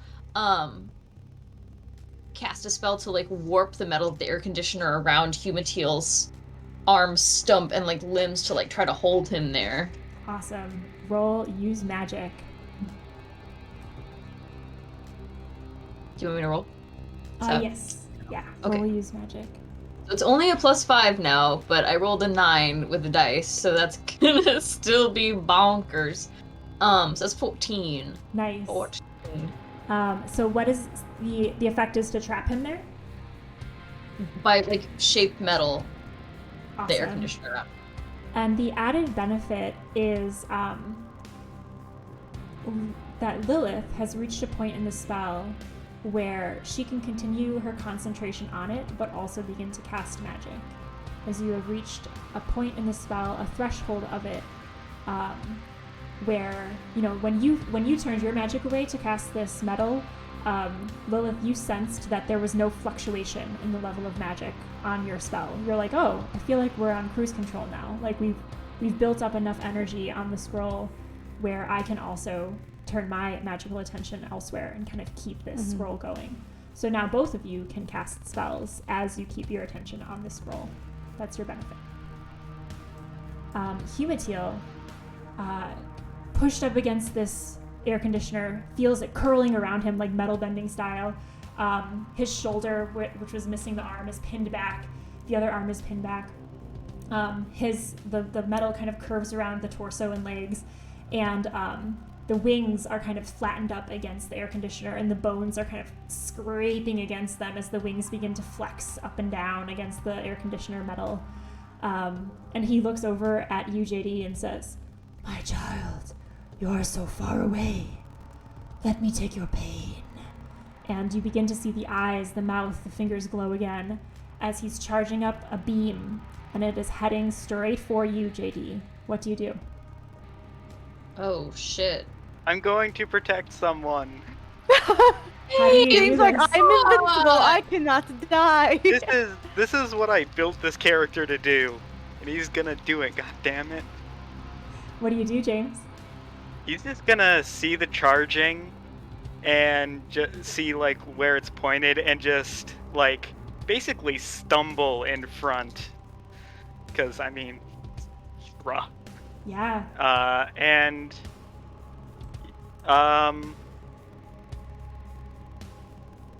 Go ahead and roll. plus I tough. will roll for this one. That is... that is an 11. Hot dice, you guys. So you suffer some or all of the harm they were going to get. And what's your extra? I'm going to choose to suffer little harm. Okay. Since so I can do that -1 because harm. I rolled. Yes. And let me pull that up. So you both of you, JD, you see this beam of energy coming at you, and then you see the silhouette of James's body. It's completely backlit, ashen, completely black from the energy, from the shadow. Like, you can't tell in this moment. And it's just this flash of light behind him as all of the energy from Humatil is absorbed into James's body. And James, you take...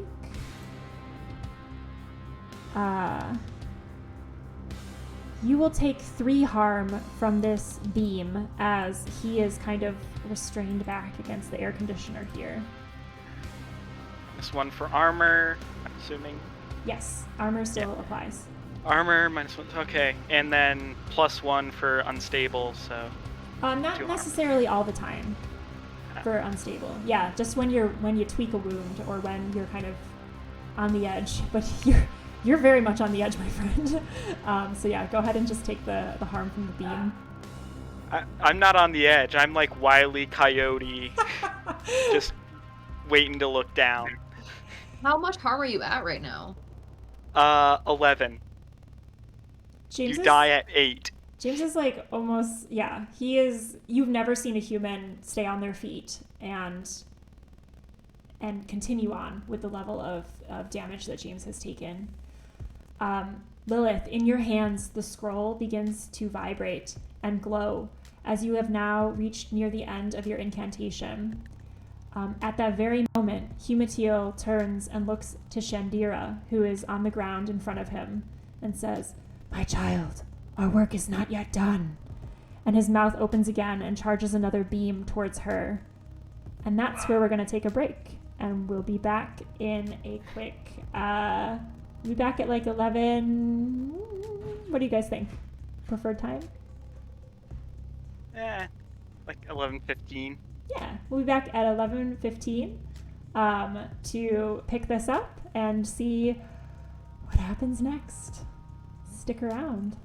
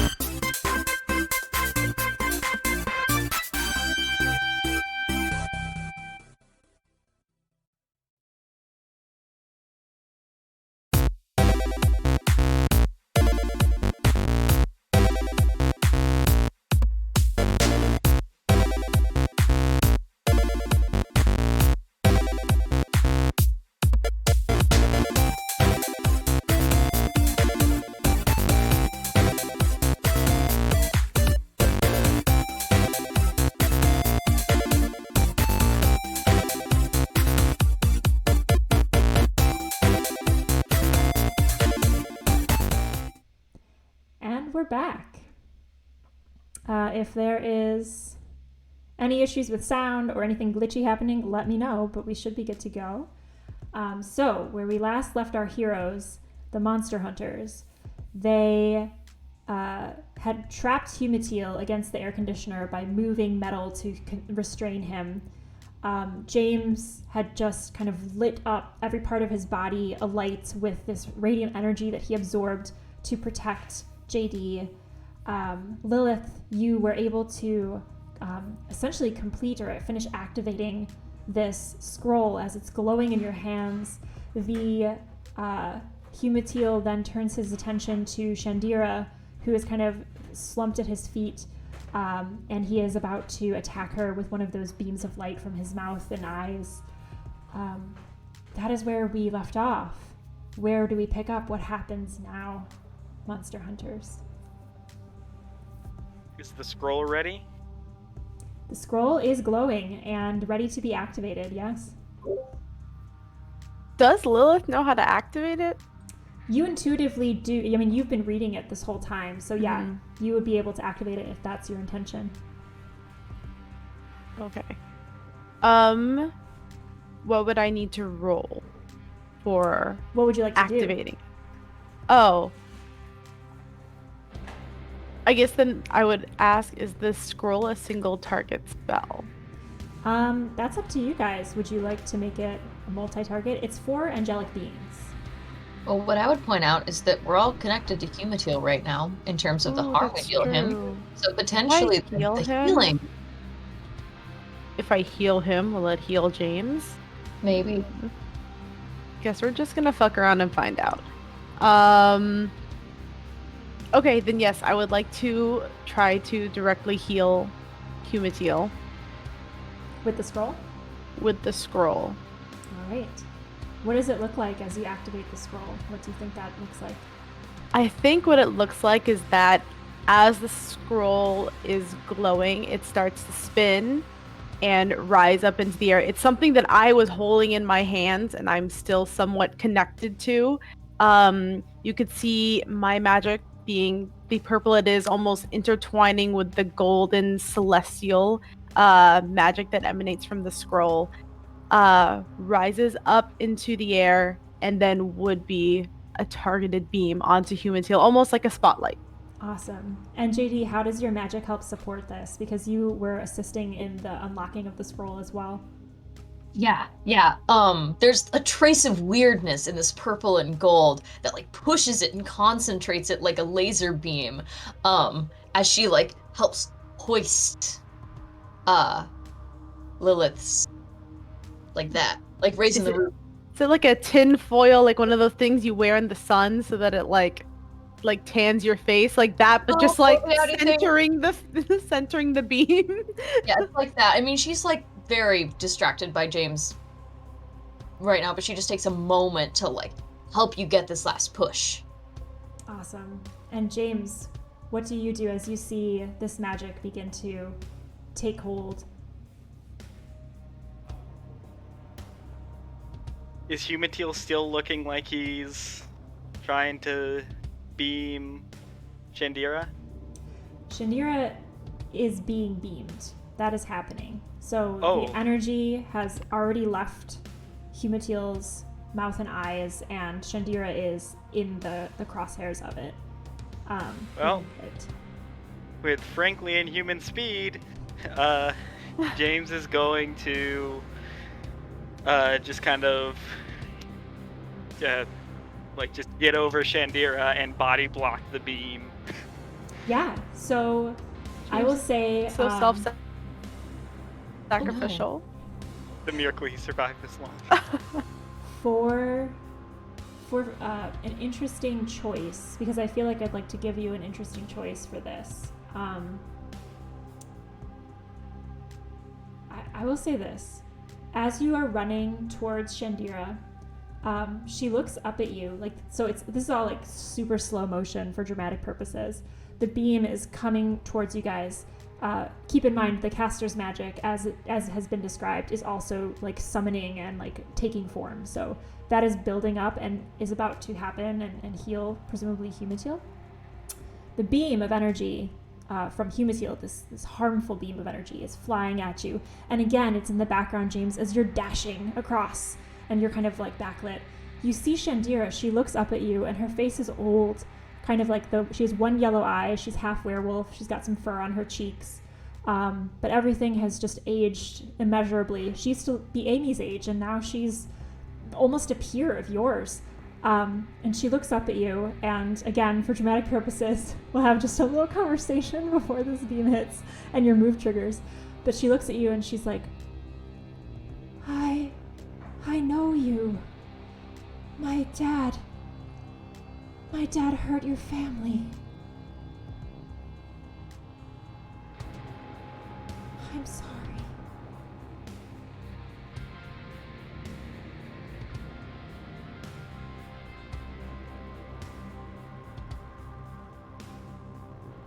James, what do you do? Now he's leaping to tackle and get himself over her. So you continue the move? Yeah. All right, roll to protect someone with the knowledge that this is the daughter of the werewolf that killed Marcus. Never again. I will... all impending danger is now focused on me. All right. As you leap over Shandira, she's like, no, don't you understand? It's our fault. And your body covers hers, and the beam blasts into you. And James, you take 4 harm from Humantail's last attack of energy. Go ahead and mark that harm, as Shandira is completely protected by your Protect Someone move. At this moment, the scroll activates, and all of the energy, as both Lilith and JD have described it, begins to focus in like that spotlight with the tinfoil hat reflection on Humantail. At first, Humantail begins to writhe and thrash. The tips of the wings that stretch down to the ground, the bony ends of them, begin to scrabble along the concrete, knocking into the vials, and dust is released and swirls up around him. And he kind of like leans towards it, pushing against the metal. I need more paradise. as he's like sniffing into the air, trying to get that little bit of the drug that's swirling around him. But as the spell begins to take effect, the bony wings go still, and he kind of hangs limp against the metal that's restraining him. And then an angelic chorus starts up in the background out of nowhere. Woo! And everything is alight. His whole body is lit up, and as the light fades away, the scroll in your hands, Lilith, is vibrating. I need you to roll Use Magic. So I have +2 to weird. Are there any other buffs? You have +1 going forward from James's thing that he did early in the fight. Okay, cool. Is this something I can? I mean, Any the whole buffs? helping thing Yeah, you is can help plus someone out. cool. It's not JD at all. You can try. Okay, I will try. How do you help? She's helping, supporting Lilith's body as it's being like shaken by this magic. She's like, Titanic, like holding her by like the waist. La la la la la la la la. Yeah, just letting her focus completely on the magic. Awesome. Roll help out. And tell us your I'm gonna roll use luck after to make Lilith. that- What'd you say? Oh, tell us your roll after the help out, Lilith. So go ahead, JD. Oh, okay, yes. So it was a 5, but I'm making it a 12 because of luck. Nice. And Lilith, have you used luck at all? No. Okay, so keep in mind you can use luck in a pinch if this goes south. However, because you're a spooky and using luck, it increases your dark side to do so. Okay. All right, so that is a 12 on the help out. So your help lets them act, as if they had just rolled a 12, regardless of what they actually got. So that negates the need for you to even use luck, Lilith. So go ahead and roll just for funsies on your use magic. I rolled an 8, but then +2 to weird, +1 forward, so it becomes an 11. And then plus for the help out. Then plus for the help out, which makes it an automatic 12 Yeah. anyways, right? So it'd be 12 plus 3, 15. So basically, you guys just crush this into the ground, like between the two of you. So there's no glitch needed. Lilith, you feel the pulse of your dark side almost get excited as like your darkest impulses, maybe this arcane, unknowable source of your magic is excited that you might need to call upon it to help you in this situation. But you feel JD's magic and presence, physical presence there, kind of like keeping you steady to be able to cast the spell. And you're able to turn away from that dark side. And you turn instead to JD, who is right there with you, alongside you. And it allows you to cast the spell successfully. So describe this moment for me between the two of you. I think what happens is that, I'm being physically supported by JD. I think it would end up that we lock hands and you can almost see the magic flowing from in between our bodies and the places where we're connected. As we sort of imbue further the scroll with our collective magic ability. Awesome. Yeah, and like with the healing ability that comes from like this bond, right? Like the strength of the power of friendship. We blast at him, cure that existential dread. Care Bear stare. The camera briefly zooms in on Lilith's eyes, which are like heavily darkly make-upped with like the dark eyeshadow underneath. Care Bear stare, SpongeBob style, where it's just a brief flash. Yes, this energy, the chorus swells, the angelic choir is all around you. It's drowning out the noise of the air conditioner. It's drowning out the screams of the people down below, which now come into focus as all of the people in the warehouse below are kind of running and screaming and exiting as you see people spilling out into the streets because there has been quite a ruckus and this magic is beginning to shake the building and you feel it kind of rumbling underneath your feet. The light fades from Humitil and the metal that was restraining him has corroded and just begins to fall off, doom, doom, hitting the ground around him. He is floating without the restraints, still above the ground, but no longer restrained, just in the air on his own. His feet are pointed down towards the earth, and his wings, which were skeletal with only a few feathers, have now flourished and have a full plume of white feathers behind him. His face, which was kind of pulsing with a black, veiny energy that was extending into the neck and throughout the body, that has faded too, but you see the scars of it. They're milky white on his skin. You see his eyes have returned to what look to be more human-like eyes. They're a pale blue and they sparkle. He's an older man in visage, and he is wearing white robes, and he smiles and his teeth are pearly white and no longer infested. He floats down to the ground and touches it lightly and looks around. The Dark Knights are beginning to scatter. Baseball Bat is kind of in the wings waiting for James to let them know what to do. Just kind of like wringing their hands on the baseball bat, like looking around. Now that the threat's gone, James will collapse against the edge of the wall. Near a baseball bat? Just Shandira, he can't move far Yeah. anymore, I don't think. Yeah, so you're kind of crumpled over Shandira against the wall there, and Baseball Bat is like kind of near the air conditioner, like, oh, my love, like holding onto the bat, like very concerned for you. But Humatil touches down to earth, and the Dark Knights scatter. Some of them leap off the roof, and some of them run for the door. They don't know this creature. It's not the one they've been working for. You see a few of them scooping up some of the paradise on the ground as they're running away, putting it in their pockets.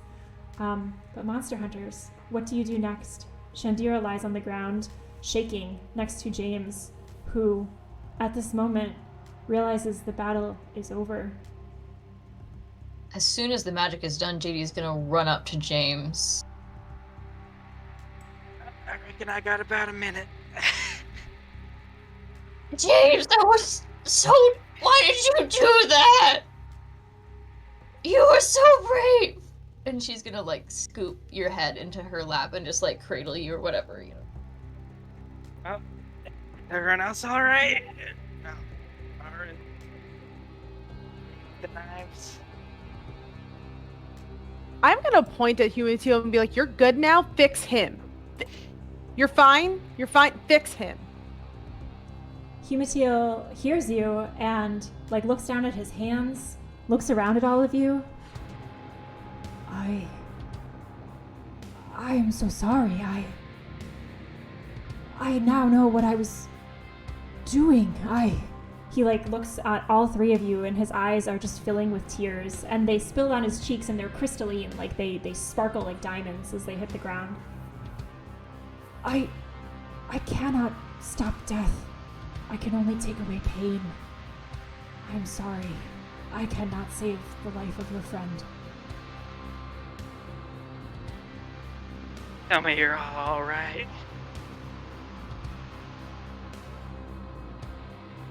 James, I'm so sorry. Oh my god, I'm gonna unmute Amy. I am going to run over to James and unmute Amy because she deserves to talk to him too. The phone is held up and it's pretty much a constant stream of, oh my god, if I don't hear from you in like 5 more seconds, I'm going to go over there. Okay, 1, 2, 3, 4, 5. Okay, I'm gonna wait a little bit longer. Oh my god, just answer me, please. I think I partied a little too hard. James? Is that you? Oh my god, I've been like asking someone to talk to me for like the last 25 minutes. What the heck? Where are you? It's been a change of plans.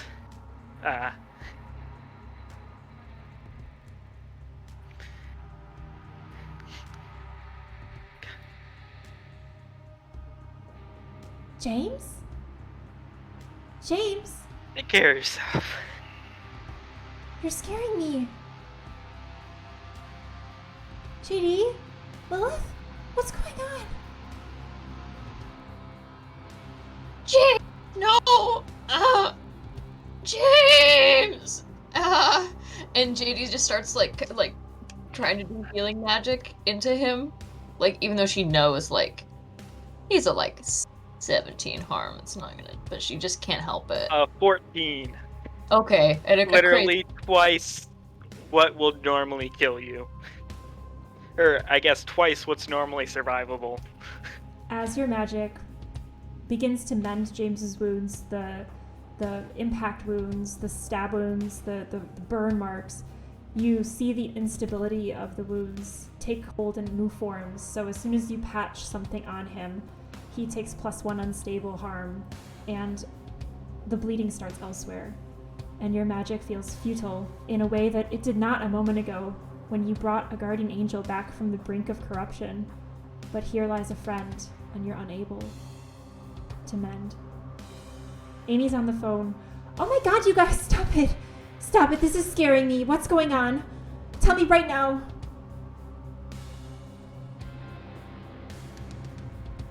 JD's just gonna look at Lilith. I'm gonna hold JD's hand because I can see her desperately trying to heal. I'm just gonna hold her hand as if to say that there's nothing that she can do. I'm gonna hold the phone up between us, between myself and JD. Amy, we had to say goodbye to James. And I'm sorry that I have to be the one to tell you this. But his fight is over. There's silence on the other end. You're muted. Or Oh. We can't hear you. Can you hear me now? Yeah. There's silence on the other end of the phone, and a moment passes, and then you hear Amy's voice, kind of thick with tears, quivering, and she says, I'll call you back later. And then you hear the dial tone.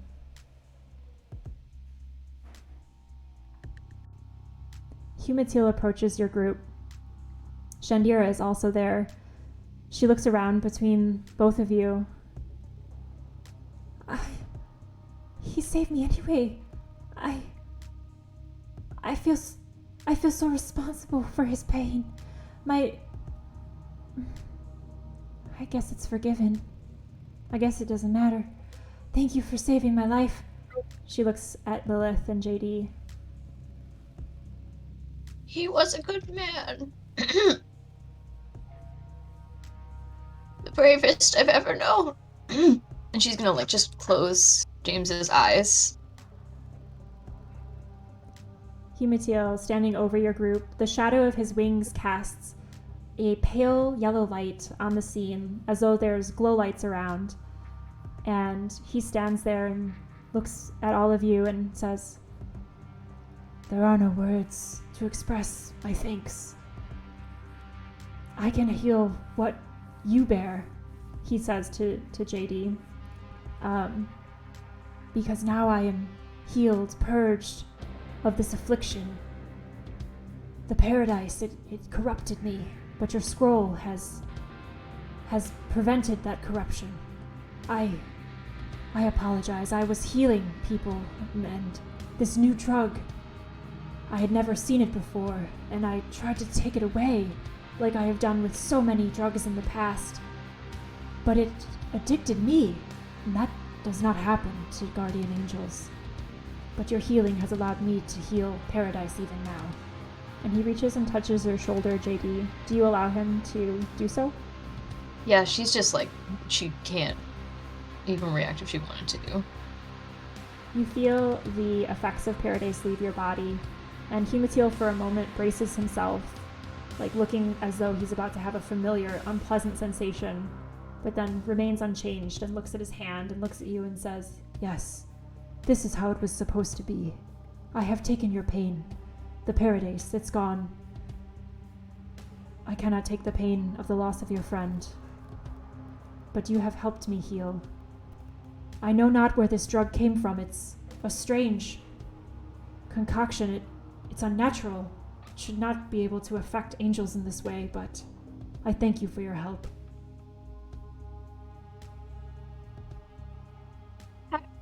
I knew you could be saved. I just wish we could have saved James too. But I know he's with Marcus now. At the mention of Marcus, Shandira's eyes tear up and she looks away. Baseball Bat is standing there like, I love, and her face is just a complete buttery mess of melty sadness.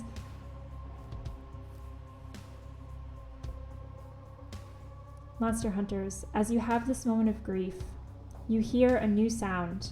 The sound of kind of a radio voice through an intercom. We have it surrounded, we have the building surrounded. We're moving up, protectors away! And a bunch of grappling hooks hook onto the edge of the building.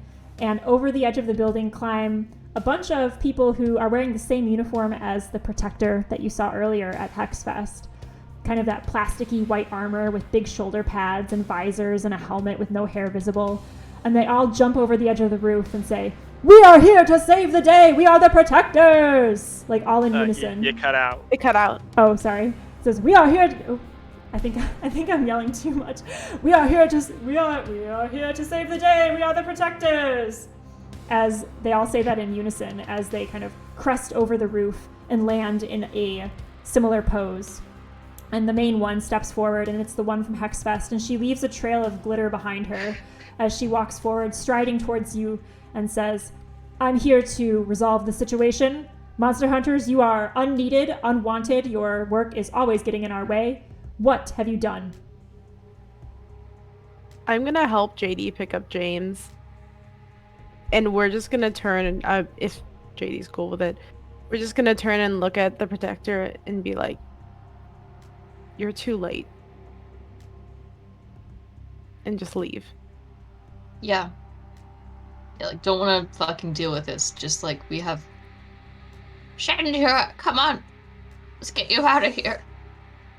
Shandira stands up and leans on you. She has kind of like that little hunch on her back from age, and her bones are cracking in ways that she's not used to, and she just looks at the protector and gives them the biggest side eye and shakes her head slowly.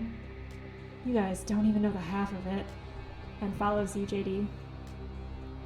Humatil spreads his wings out and says, "I am here to answer your questions. These people have done nothing wrong." And as the main protector, with a trail of glitter around her, it's just kind of like puffing up occasionally in the air conditioner wind, begins to talk to the angel. They form kind of a sparkling pair together as the glitter and the glowing from Humatil combine, and they begin to engage in a conversation about what happened and who's responsible, as two battle-weary monster hunters and the body of their fallen friend exit the building into what appears to be a sunrise over this party, this long night. The sun is spilling out over the warehouse district. The partygoers have since left, but the two of you and Shandira and the fallen comrade of James make your journey through the city, port city, back towards Amy, back towards safety, back towards retirement. As the sun rises over the scene, the group fades off into the horizon with your silhouettes, the last thing we see. As we end our session, I would like all of the monster hunters to provide a little epilogue of what you think would happen next. James, I would like you to speak for Amy, if that's all right with you. But I can try. But how after this caper, after this unexpected retirement monster hunt, what do you all think for your characters? What would they be doing next? And this could be like the next week, or it could be like long term, like how you see them living out the rest of their life. JD, you want to start? Sure. I mean, the first thing we have to do is the funeral for James. Comforting Amy. Get that girl in therapy, probably. She'll bury him next to Marcus. And we'll swallow her conspiratorial self to give him a marked grave. Oh, wow. And she's going to take his gun and gild it and mount it on the wall as a memorial. Above Amy's fireplace? Yes. To him. So that we'll never forget. And after the grieving subsides, it never goes away. You know, it just gets easier to ignore.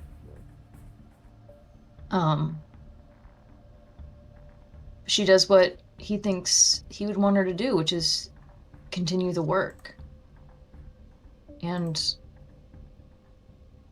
help find that forgiveness, like modeling that what he was able to do in his last moments, that protecting others even when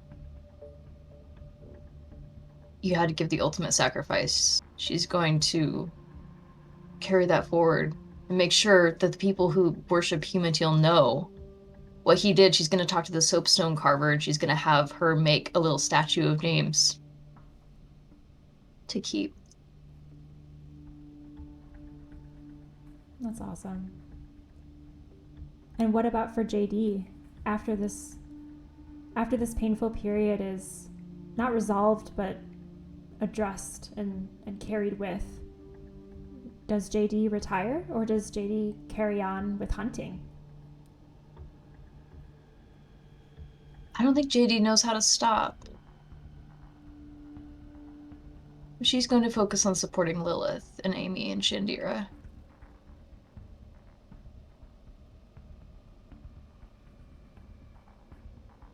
Lilith, what's next for your character? Oh, sorry, you cut out. Oh, Lilith, what's next for your character? Lilith always acted a little hard and a little aloof and a little emotionally distant. And for the most part, it was not necessarily an act, but it was a mask or a persona. But losing James was hard for her, and I think it hardened her in a way that she wouldn't have expected it to. This came from being like a fun, adventurous time to being a lifelong commitment to carry on his legacy. I think at this point Lilith would move in with JD, as very odd couple and crazy as that might have ended up. But I feel like for her, she feels like JD is what she has left, and JD is also her closest connection to James. And she's trying to do everything she can to make him proud. Do you guys live in Port City in the same apartment building as Amy and Shandira? I would imagine that when you introduce each other as a whole group, people assume that Lilith and Amy are the roommates and JD and Shandira are the roommates because of their supposed age. But it's actually One's a supposed age. Yeah, there's an actual age. One is an actual age. Awesome. Are we able to find like a cure for Shandira? I don't know. What do you guys think? Do you think that that's how you'd spend some time with your magic abilities, looking for ways to heal those that Humantiel harmed? I think that we would try to expend as much energy as we could reversing the damage that has been done to Port City in general. I mean, if it means having to work with the protectors, so be it. To try to eradicate Paradise and to understand in our long-term journey its origins.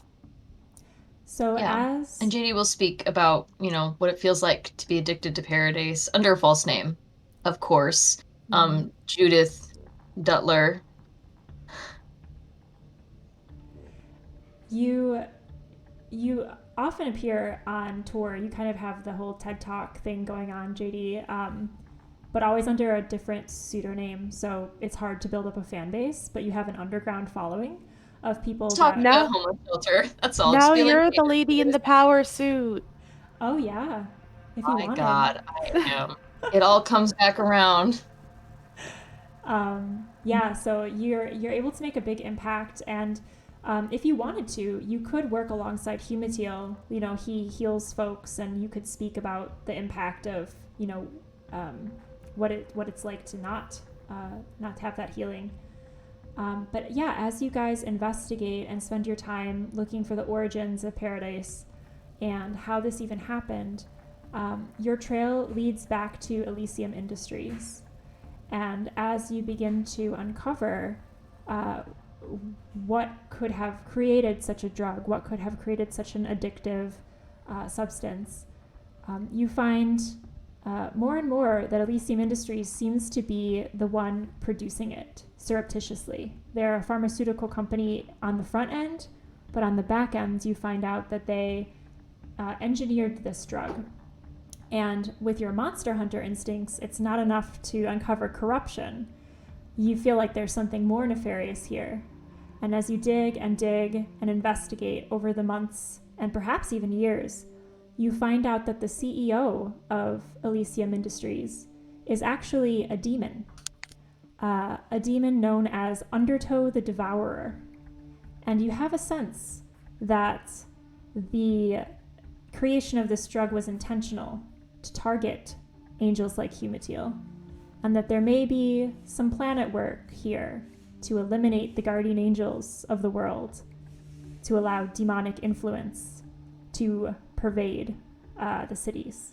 The protectors you inform about this, they don't care. They don't believe you. They're doing their own investigations. So perhaps it is up to you to take on the demonic Elysium Industries empire, or perhaps it's time to retire. I leave that up to you, monster hunters.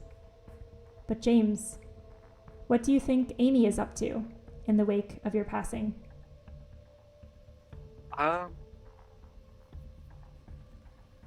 Honestly, other than the aforementioned therapy, sticking with her studies, you know, going into that, and, well, staying out of hunting, because, as JD mentioned, he would have wanted them to stay in the hunt and Amy to stay out of it. The gun, just planted on the mantelpiece. Still doesn't know how to use it, but, you know. No, she has all the birthday presents on the mantle, underneath the gilded version of your gun. She goes on to graduate, becomes a humanitarian, as she wanted, and often joins you and Humatiel, JD, on your tours around.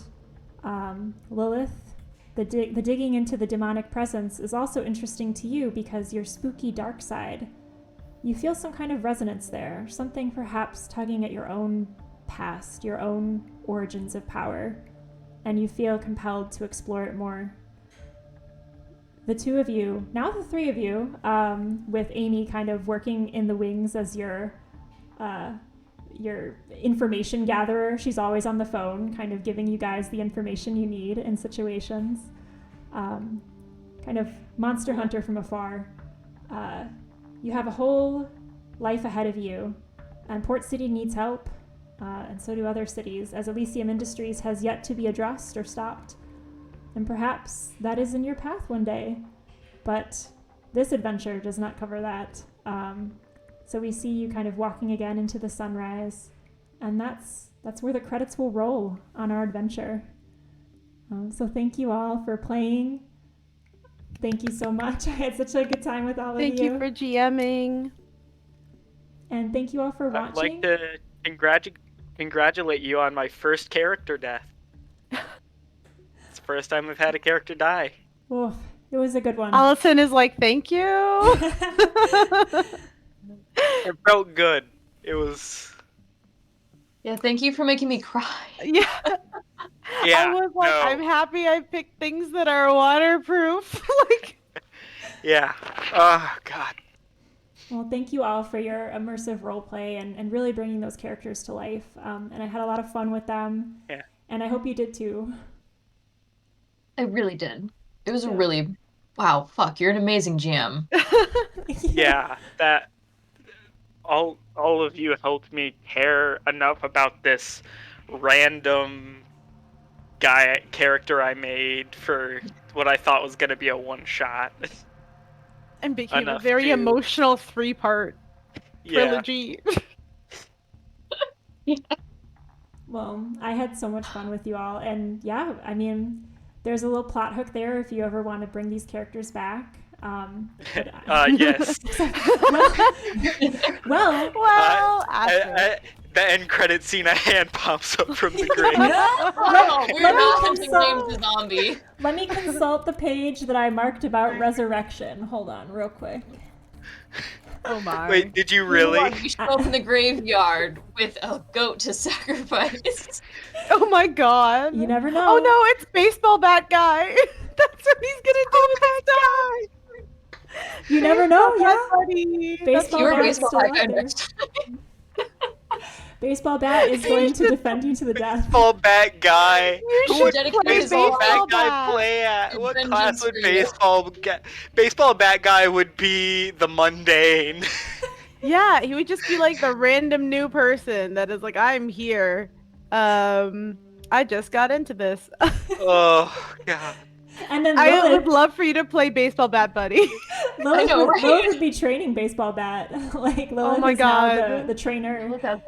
I grabbed the apprentice. The mundane. Even one of the weapons you get can Is be a baseball bat? It's a Shut the baseball fuck bat. up. There you We've go. come full circle. We've You come have to full do this. circle.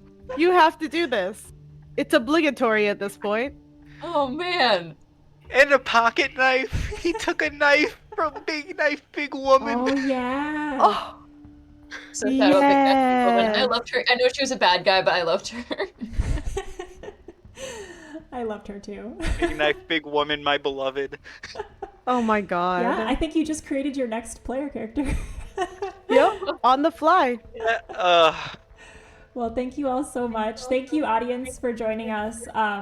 We are playing more RPGs going forward, so I think we're sticking in Monster of the Week for a little bit.